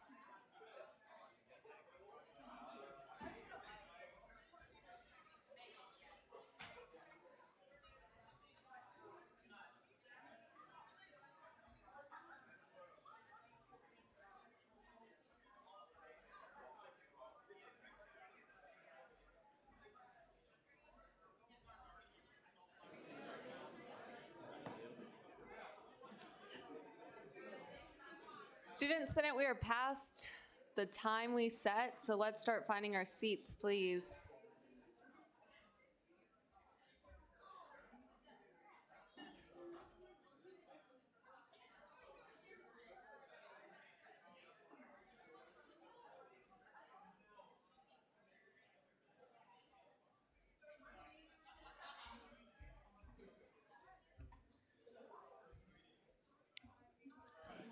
Okay, Student Senate, we're going to go ahead and get started. The author for Bill 70 is here. Have there been any changes or corrections made?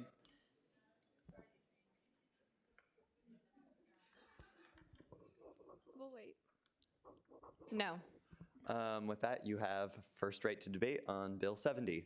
Okay, so Bill 70 is amendments to the KSU SGA Constitution concerning K-State Polytechnic representation. What this does is it adds a voting student senator to our Senate body that's a representative from our campus in Salina. Over this past term so far, we've had a really strong partnership with the Polytechnic SGA, everything from them calling us to ask for advice on things to them attending some of our meetings and events. In doing this, also I'd like to add that the K-State Polytechnic students are allowed to vote in our student body president election as well. So giving them one voting seat here falls in line with the rest of the representation that we give our student senators. It does leave the process for appointing the member of our body up to the discretion of the Polytechnic SGA. And lastly, I would like to note that the full attendance policy won't apply to this person. However, they are allowed to designate a proxy. With that, I stand for questions. Are there any questions for the speaker? Intern Coordinator Colburn.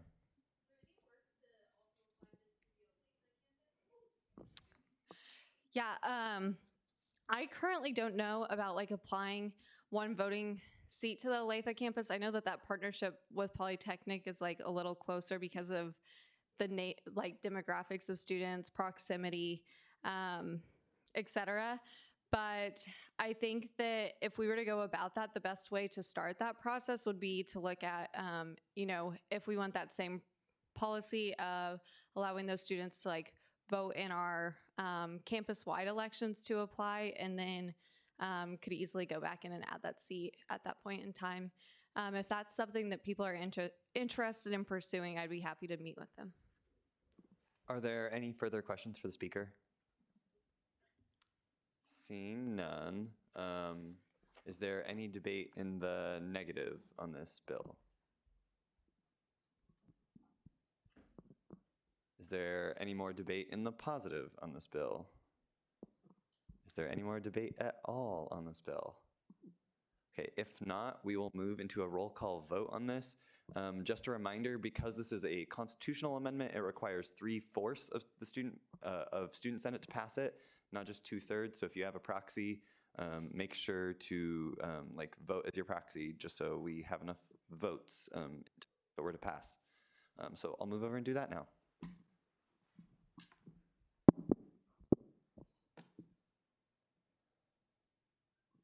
Al Abdullah, Al Madani, Beasley, Belina, Betancourt, Bond, Booz, Bowers, Brentsey, Burke, Carlson, Carr, Clark, Clements, Coggeshall, Colasico, Cruz,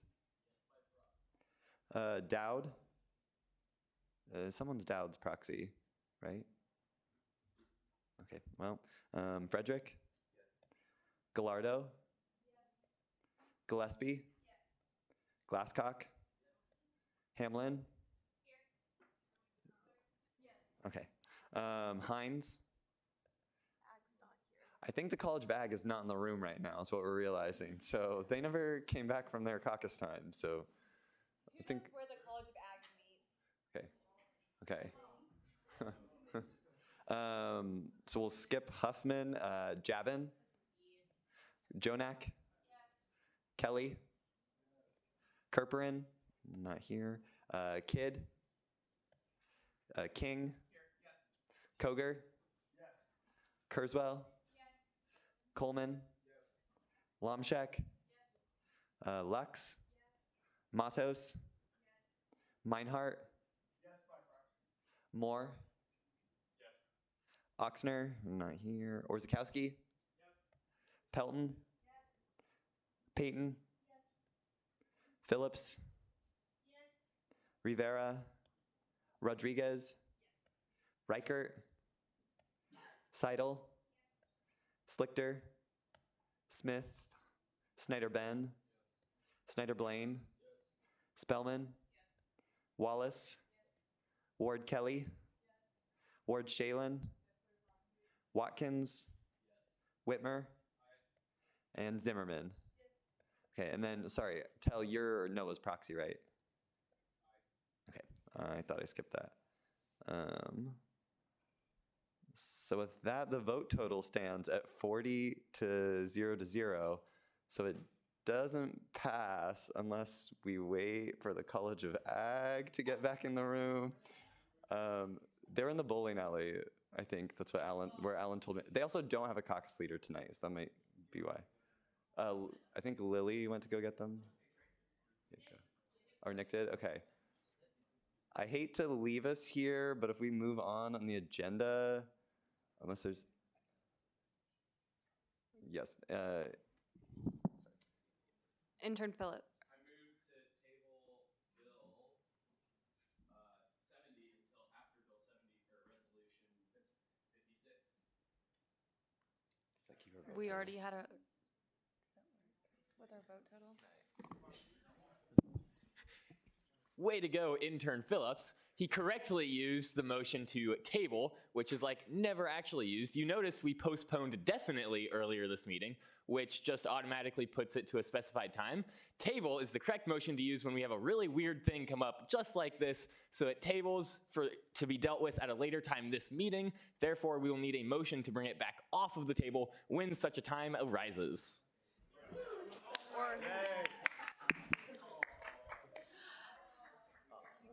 Intern Phillips. Withdraw your motion. Withdraw your motion. Oh, I moved to withdraw my motion. No second.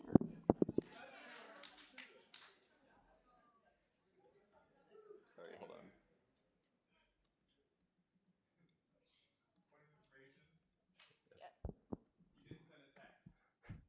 Oh, I said 15 minutes earlier, but sorry, Ag. We'll go back. Is there anyone I missed in roll call? Just like raise your hand so I don't have to go through. Senator Hines, how do you vote? And then are you anyone's proxy? Yes, for now. Okay, perfect. Kerperin? Okay. Smith? And Huffman?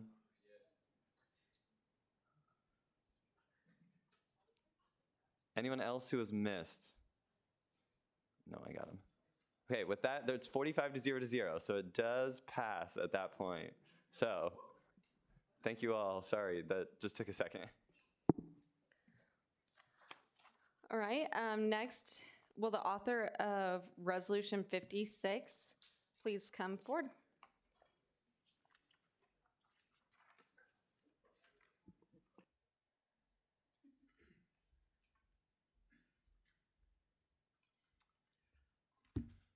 Hello, Student Senate.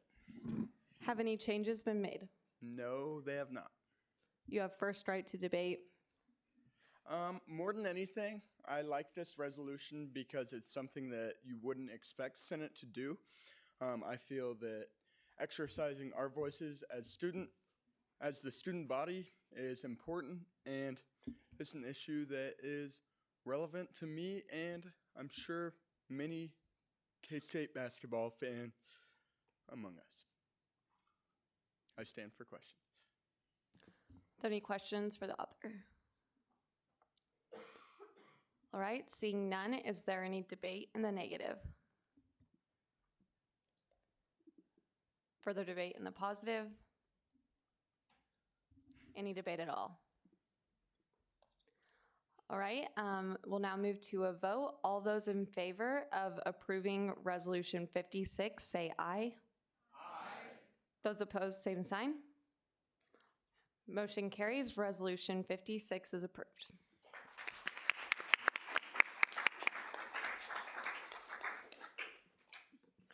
Right, we'll now move into introduction of minor allocations.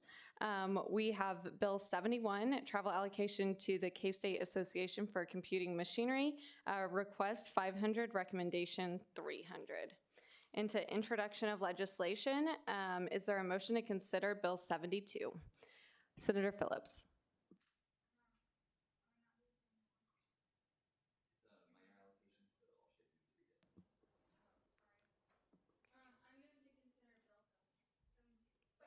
It's been moved and seconded to consider Bill 72. Will the author please come forward?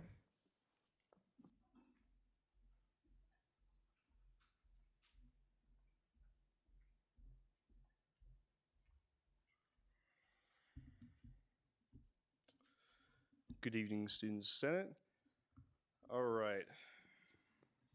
Is there perhaps a motion? Chair Booth.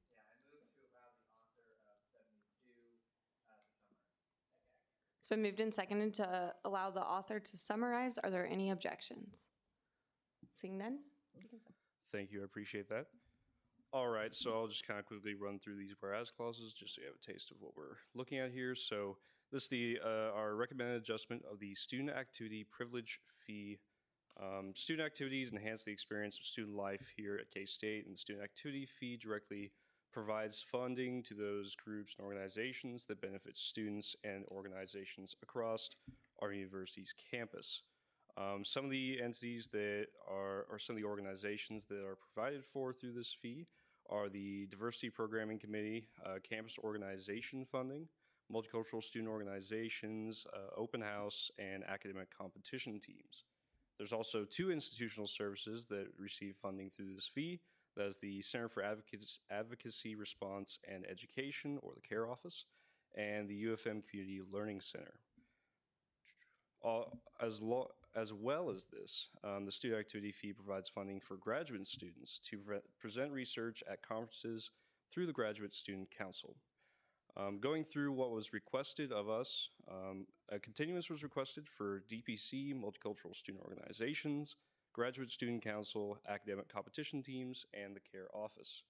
A decrease was requested for campus organizations of $10,850, Open House of $1,525, and the UFM Community Learning Center of $639.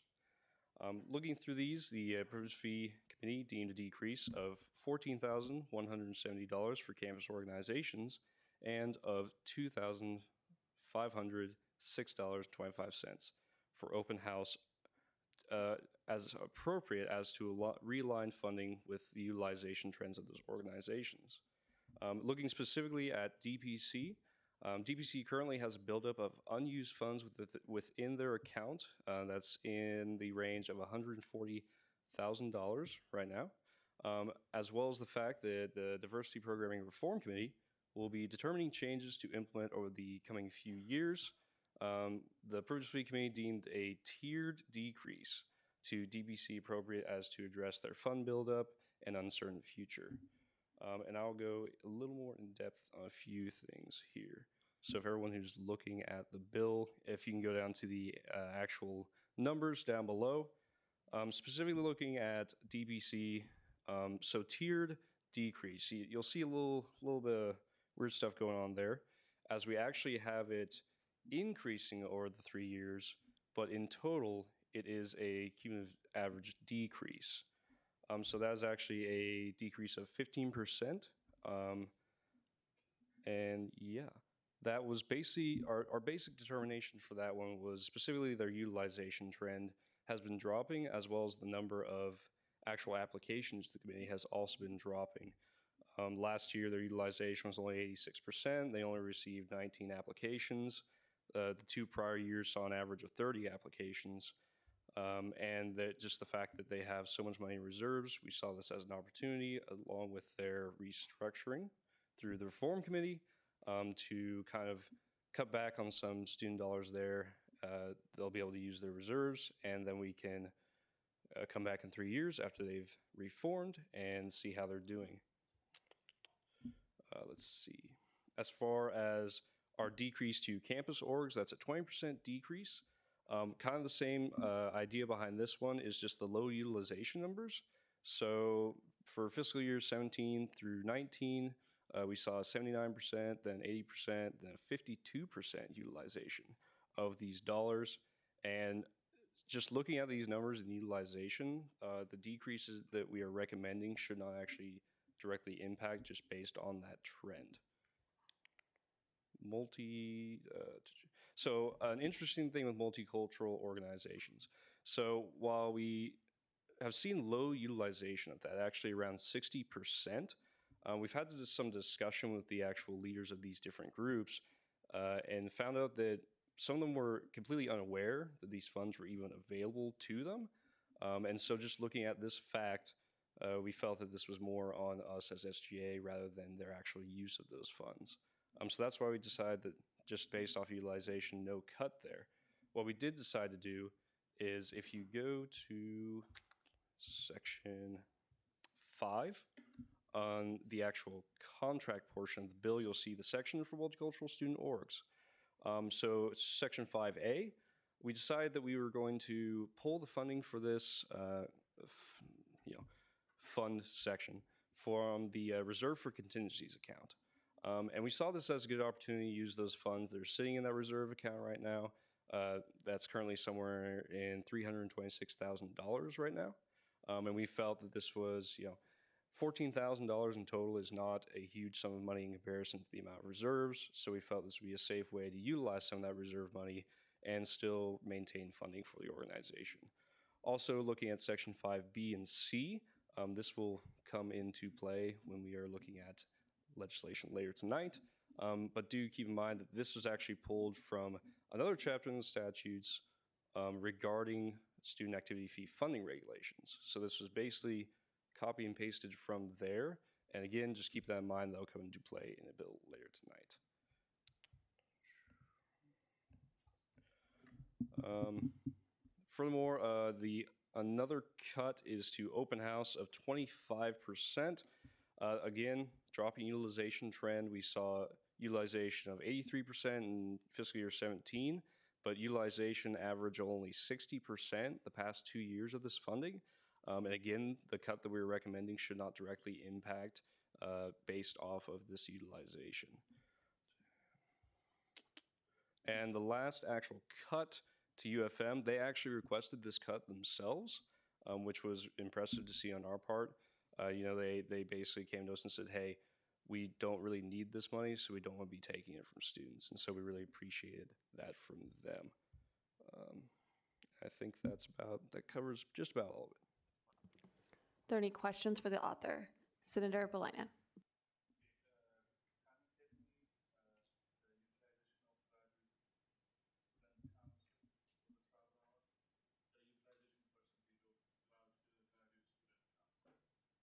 I'm sorry, I didn't quite get that. Graduate Student Council?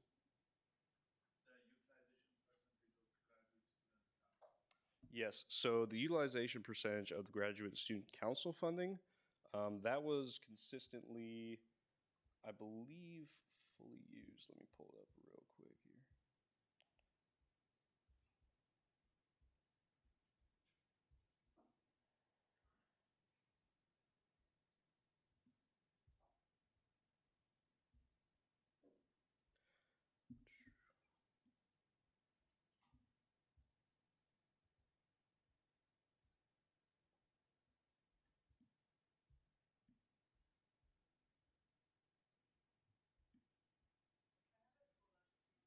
Yes, please.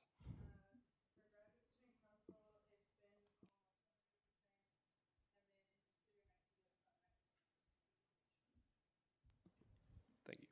Does that answer? Further questions? All right, seeing none, is there a motion to consider Bill 73? Chair Booth. It's been moved and seconded to consider Bill 73. Will the author please come forward? Hi there, everyone. So it's kind of great that this bill is the next bill number because it does basically exactly what Donnie started to just get into. I actually went to the privilege fee meeting where they were reviewing student activity fee in the fall, and the multicultural organization funding. As they were discussing that specific component, we realized that dollar amount wasn't listed in the contract; it was listed in the statutes. And if that dollar amount is listed in the statutes, that basically prevents the committee from altering it at all. So that's basically all this does is strike all that. So I'm just going to read the whereas clauses really quick, and then if you have any other questions, just let me know. So whereas the Privilege Fee Committee has completed its review of the student activity fee for the 2019-2020 term, whereas a portion of the student activity fee is allocated for multicultural student organizations that host Heritage Month events, whereas the allocations and regulations for multicultural student organizations are included in Chapter 1 of the Kansas State University Student Governing Association statutes, whereas including the specific allocation amount in the KSU SGA statutes prevents the Privilege Fee Committee from amending the dollar amount an entity receives without additionally amending the KSU SGA statutes, and whereas striking the provisions regarding multicultural student organization funding and moving it to the student activity fee budget agreement will ensure that future privilege fee committees can increase or decrease the allocation for multicultural student organizations as needed. And so all that happened on this, you can't see with the strike through in the agenda, but just the multicultural student organization section was struck and it was copied and pasted into the contract, as Donnie mentioned earlier. So with that, I'll stand for any questions the body may have of me. Any questions for the author? All right, seeing none, is there a motion to consider Bill 74? Senator Koger. It's been moved and seconded to consider Bill 74. Will the author please come forward?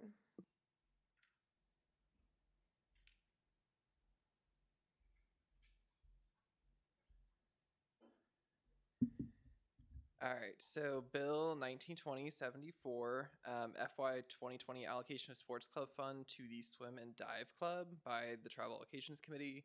Whereas the Travel Allocations Committee received and reviewed the Swim and Dive Club National Tournament travel request, whereas the Swim and Dive Club will send 10 members to the National Swim Meet on April 9th through April 12th in Greensboro, North Carolina.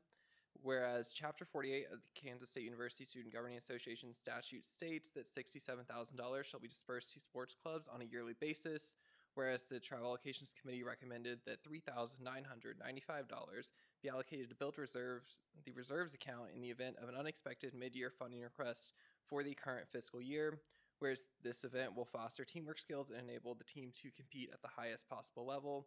Whereas Swim and Dive Club is registered with the Center for Student Involvement as an independent student organization, whereas the funds requests by this group and the funding recommendations are made as follows. Project 1, National Swim Meet, April 9th through 12th, Greensboro, North Carolina. So they requested $1,000, we recommended $1,000, and then be it enacted that upon passage of this legislation by the Student Senate and signature of the Student Body President, and upon signing of the award agreement by the members and the Swim and Dive Club required by the University Swim and Dive Club shall be awarded and distributed $1,000 from the sports club account. So this is kind of a unique bill. Basically how sports clubs works every year is we allocate $67,000 and we typically hold about 5% back for the event that these groups actually go to nationals, because in all of their budget requests, they're going to say they're going to nationals, and we could either allocate them all a little bit of money, or we could actually wait, hold off, and see who actually makes it, and then allocate them money that will actually go towards that purpose. So that's why this bill exists. Are there any questions or corrections for the author? All right, seeing none, is there a motion to consider Bill 75? Senator Beasley. It's been moved and seconded to consider Bill 75. Will the author please come forward?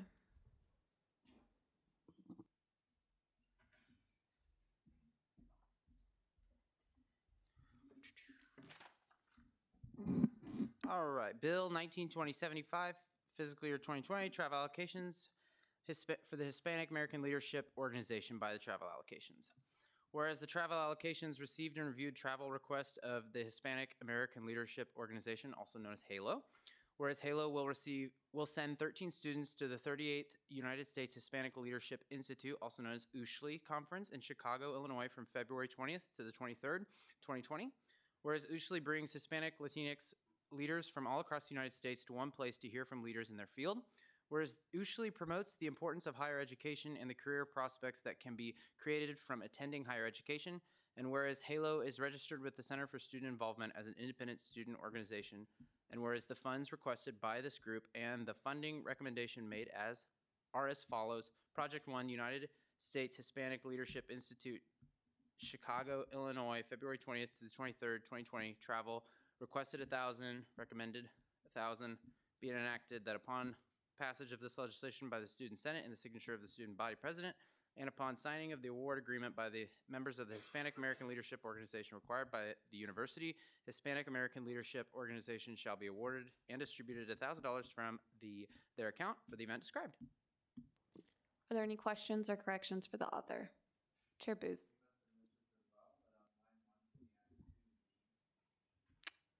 Yeah. You bet. Further questions or corrections? All right, seeing none, is there a motion to consider Resolution 63? Intern Phillips. It's been moved and seconded to consider Resolution 63. Will the author please come forward?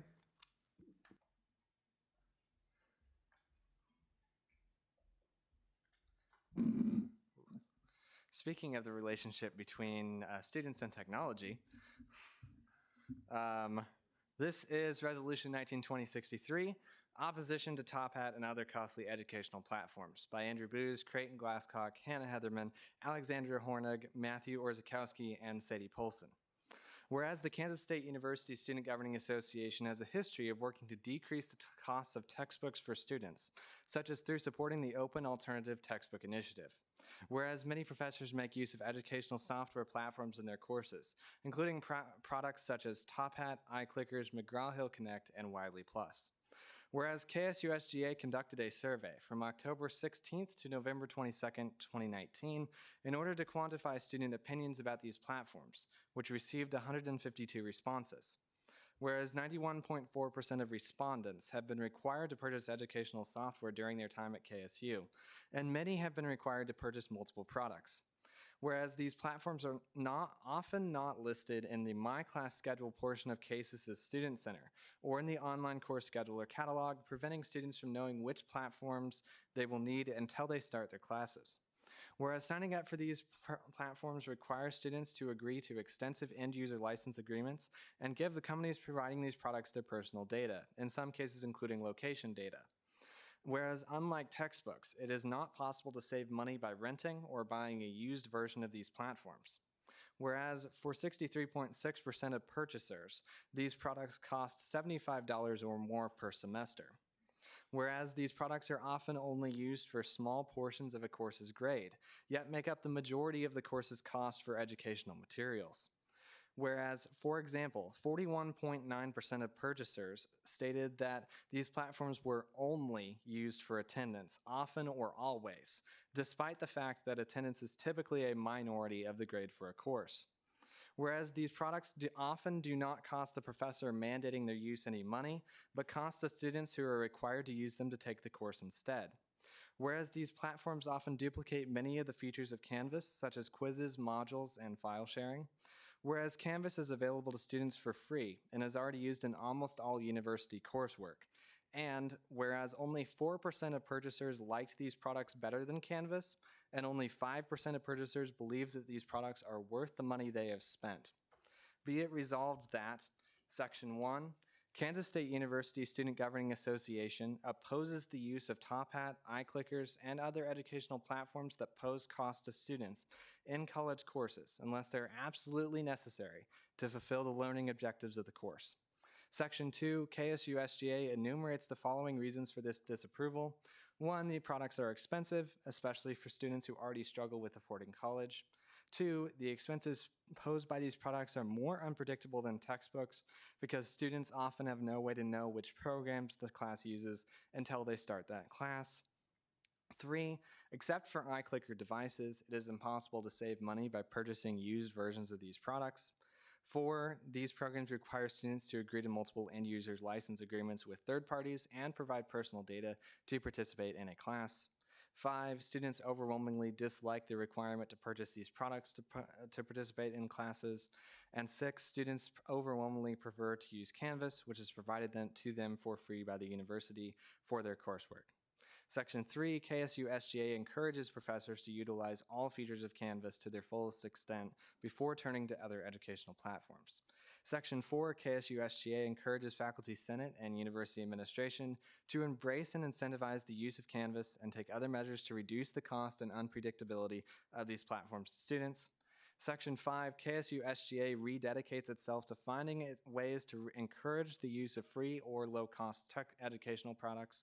And Section 6, upon passage by the Student Senate and signature of the student body president, copy of this resolution shall be sent to the College of Agriculture Dean Dr. Ernie Minton, College of Architecture, Planning, and Design Dean Tim DeNoble, College of Arts and Sciences Dean Dr. Amit Chakrabarty, College of Business Administration Dean Dr. Kevin Gwinner, College of Education Dean Debbie Mercer, College of Engineering Interim Dean Dr. Gary Clark, College of Health and Human Sciences Dean Dr. John Bulkwalter, College of Veterinary Medicine Dean Dr. Bonnie Rush, Graduate School Dean Dr. Carol Shanklin, Faculty Senate President Tanya Gonzalez, Chief Information Officer Gary Pratt, Vice President for Student Life and Dean of Students Dr. Thomas Lane, University Provost Charles Tabor, and University President Richard B. Myers. And so, yeah, this is the culmination of a lot of work that we've done. You saw that we put out the survey, and then you saw, you've read this, and I've read it to you as well. So I'm open for questions. Nate and I were going to see if you could add the Vice Provost for Student Success, which is Dr. Leonard, in this list, or Brown Leonard. That's a good idea. Questions? Senator Beasley. Yeah, probably. I don't know. It might not, actually. Okay, yeah, I looked at all of the colleges' websites and tried to figure out whether they were using Doctor, but yeah, I may have missed some. So, yeah, that's friendly. Further questions? Senator King. Yeah, of course. Further questions? Chair Watkins. Yeah, sure. If everyone wants to be a co-sponsor, you can, but that would kind of defeat the purpose. Further questions? Senator Koger.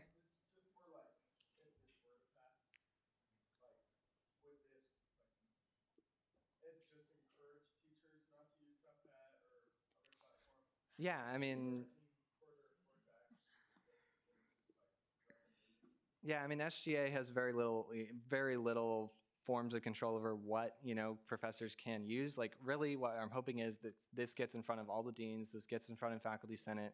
This is us saying that we have this position and we're going to try to continue to do things to advance it. So whatever it does, I hope it does something. Additionally, I'll add Jansen, Ollie, and I will bring it up in Faculty Senate personally as well.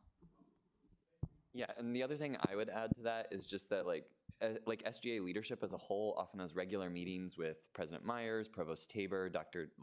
Lane. So like this is like something that would be on our agenda, and having a resolution like shows the support that like 60 people voted to like approve this. So like this isn't just us bringing it up, like it has like your stamp of approval on it as well. Intern Coordinator Colburn.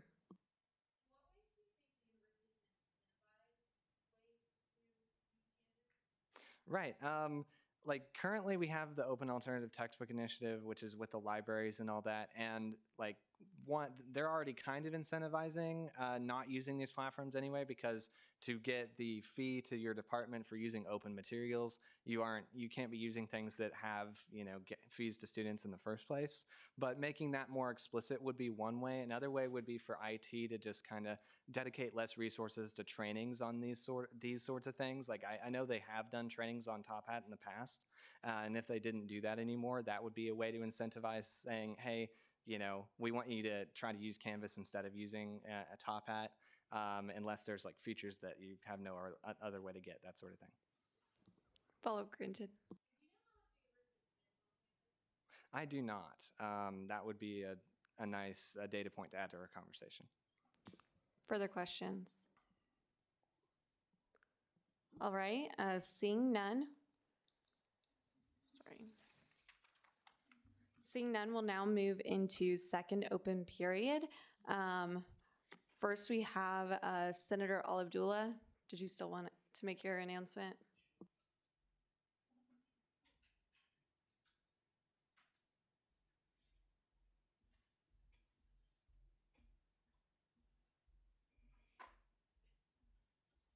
So, hello everyone. So I will just talk about amazing program called Snyder Fellow. It's a one-year program for senior people who are gonna graduate, I believe, May or December 2021. So if you think you're gonna graduate at this time, it's amazing program. You're gonna spend entire year with Coach Snyder. He gonna coach you about leadership, how to become a great leader, and you're gonna coach a certain grade in high school, elementary school, or middle school about sport, and it's just amazing program. You're gonna be recognized at the halftime show in one of our games, home games, and front of 80,000 people you will be recognized, and that's just super cool things. I will really encourage everyone, if you want to have this amazing opportunity, I encourage you to apply. The deadline for it's gonna be February 21, and you can find a lot of information at the Snyder website. So that's everything I would like to share with all of you. Any question? Any questions? Thank you. All right, further second open period speakers. Caucus Leader Spellman.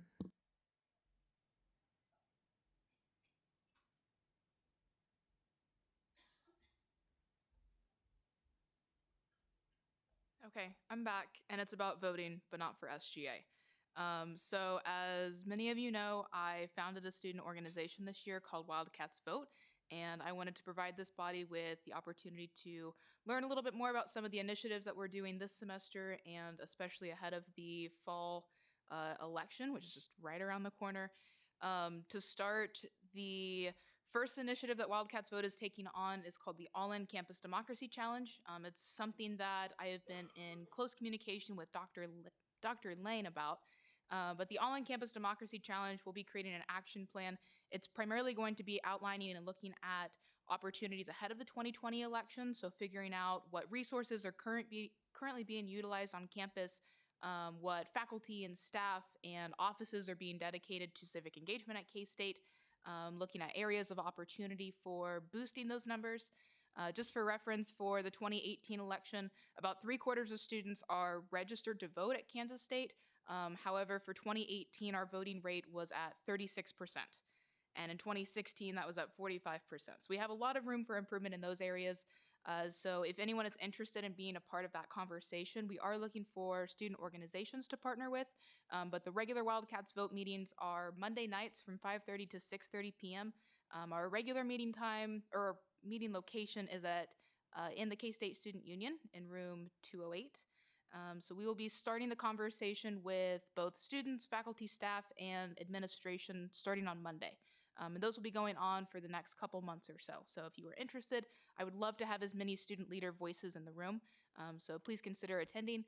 The other update that I wanted to provide you was a new initiative that I'm trying to make a reality. So many of you know National Voter Registration Day happens on the 4th Tuesday of September every fall. However, I'm trying to start Kansas Voter Registration Day. So this is going to hopefully happen on the 2nd Tuesday of April every year. I've been in contact with President Penny about this. I've reached out to other KBOR institutions trying to make this a statewide initiative. Hopefully, as I envision it, we'll have voter registration drives, kind of continuing the conversation on civic engagement ahead of the fall semester, though, because once we start classes back up in the fall, you have like 3 weeks to plan the event. It's crazy. Things are super busy, and it doesn't necessarily give us enough time to prioritize these important topics. Last thing I wanted to drop was our social media. So as of today, like 11, so like 10 hours ago, we are now on social media. So you can go to Facebook, Instagram, and Twitter It's at Wildcats Vote. Wildcats is plural and vote is singular. But you can follow us on social media. We only have like one post on every platform, but we will have more as we go. I stand for questions. Any questions? Oh, one last thing. If you're not registered to vote, go to ksvotes.org. Go vote, go Cats. Haley, what was the date that you were trying to get for the Kansas Voter Registration Day? It's Tuesday, April 14th. So it's the second Tuesday of April. Further questions? All right, seeing none, further second open period. Senator King. Yeah, just so everybody knows, after Senate, a group of us like to go to VDUB. If that's something you guys are interested in, feel free to come along. Question about that. They start buy one, get one free when? They're like, there's some deal I think it's like 65 cents. Oh my God, don't Natalia. Okay, further second open period speakers. Senator, oh, go ahead. No, Lily.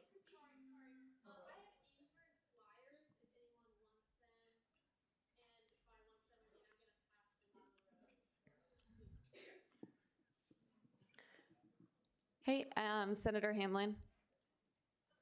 You ready? Or you can do them.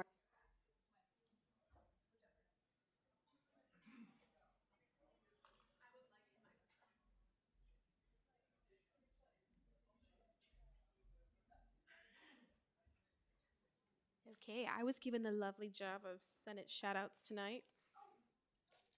So here we go. Ready? First one of the semester.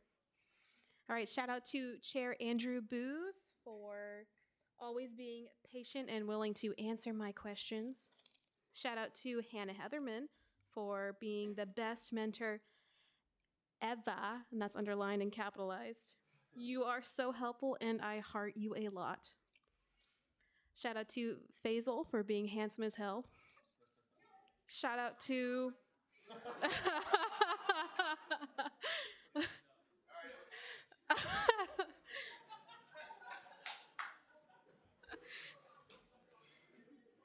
shout out to Cole Carney for establishing an international student scholarship.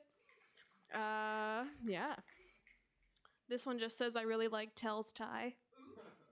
Shout out to Sadie Polson, Rockstar Amazing Judicial Member of the Year. This one says, for Aaron, 2-time King of Parking. This is, I hope all SGA members had a good holiday break. Shout out to the hot travel allocations chair. Shout out to Jeff Ebeck. Sorry. I used to not think you were cool, but now I think you're an all right guy. Shout out to College of Ed for those snazzy homemade artisan bespoke name tags. Shout out to Cameron Koger and his Speedo. Shout out to all of our visitors / interns. SJA is happy to have you. Shout out to Sydney Clements for being the best minutes taker. Senate shout out to Maggie Horton for being the SGA hype queen. Shout out to Jeff Ebeck for giving his first official K-State campus tour. Shout out to all of the interns for helping pack the room tonight. Shout out to Allie, aka Ron Burgundy. Shout out to Jeff. Congrats on your first tour today. Love, Dad. Shout out to the College of Business for adding interns to their group chat. This one says Marcus's hair. And shout out to Christian Shaw. Welcome back, Shaw. Welcome back. Sorry. Okay, with that, we'll go ahead. Nick, we're doing it fast.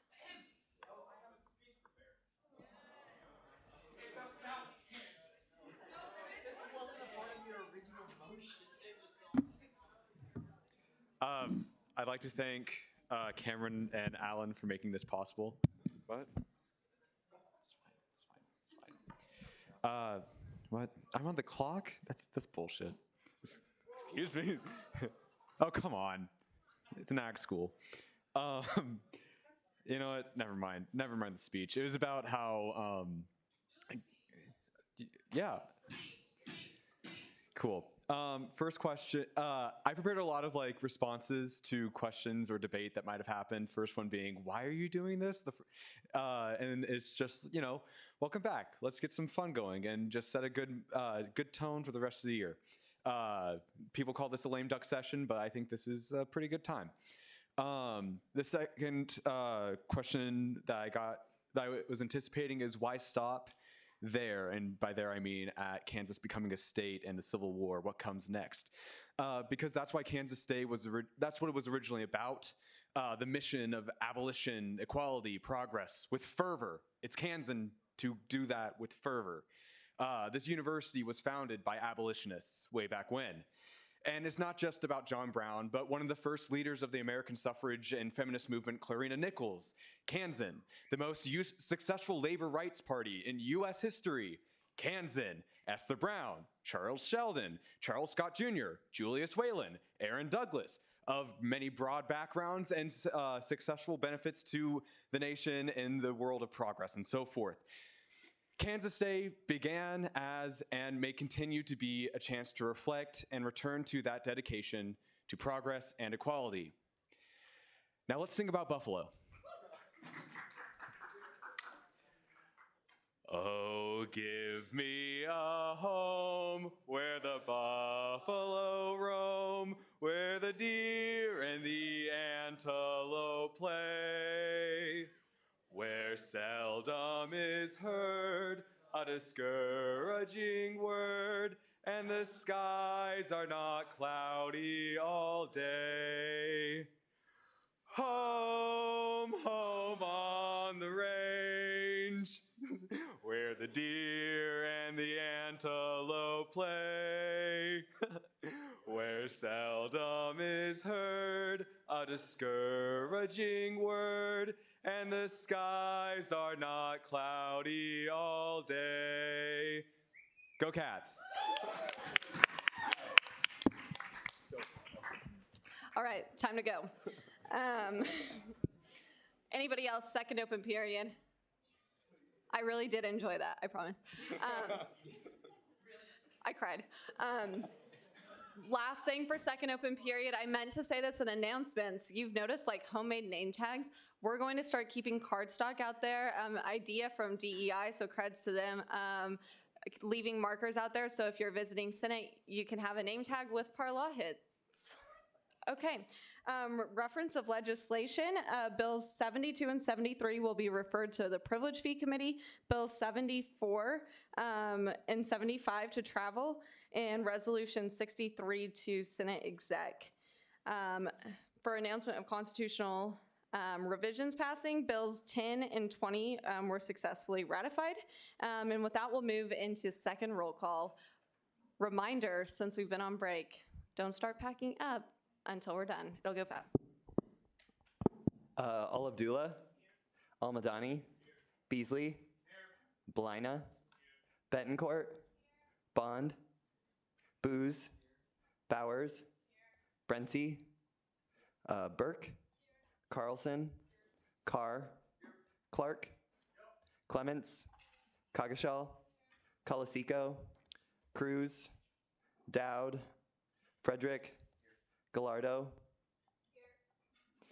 Gillespie, Glasscock, Hamlin, Hines, Huffman, Jabin, Jonak, Kelly, Kerperin, Kidd, King, Koger, Kurzweil, Coleman, Lomshek, Lux, Matos, Meinhardt, Moore, Oxner, Orzakowski, Pelton, Payton, Phillips, Rivera, Rodriguez, Reichert, Seidel, Slichter, Smith, Snyder Ben, Snyder Blaine, Spellman, Wallace, Ward Kelly, Ward Shalin, Watkins, Whitmer, and Zimmerman. And we have 44 senators present. All right, with that, I'll now be seeking a motion to adjourn. Senator Koger. It's been moved and seconded to adjourn. All those in favor say aye. Those opposed, same sign. All right, motion carries. This meeting's adjourned.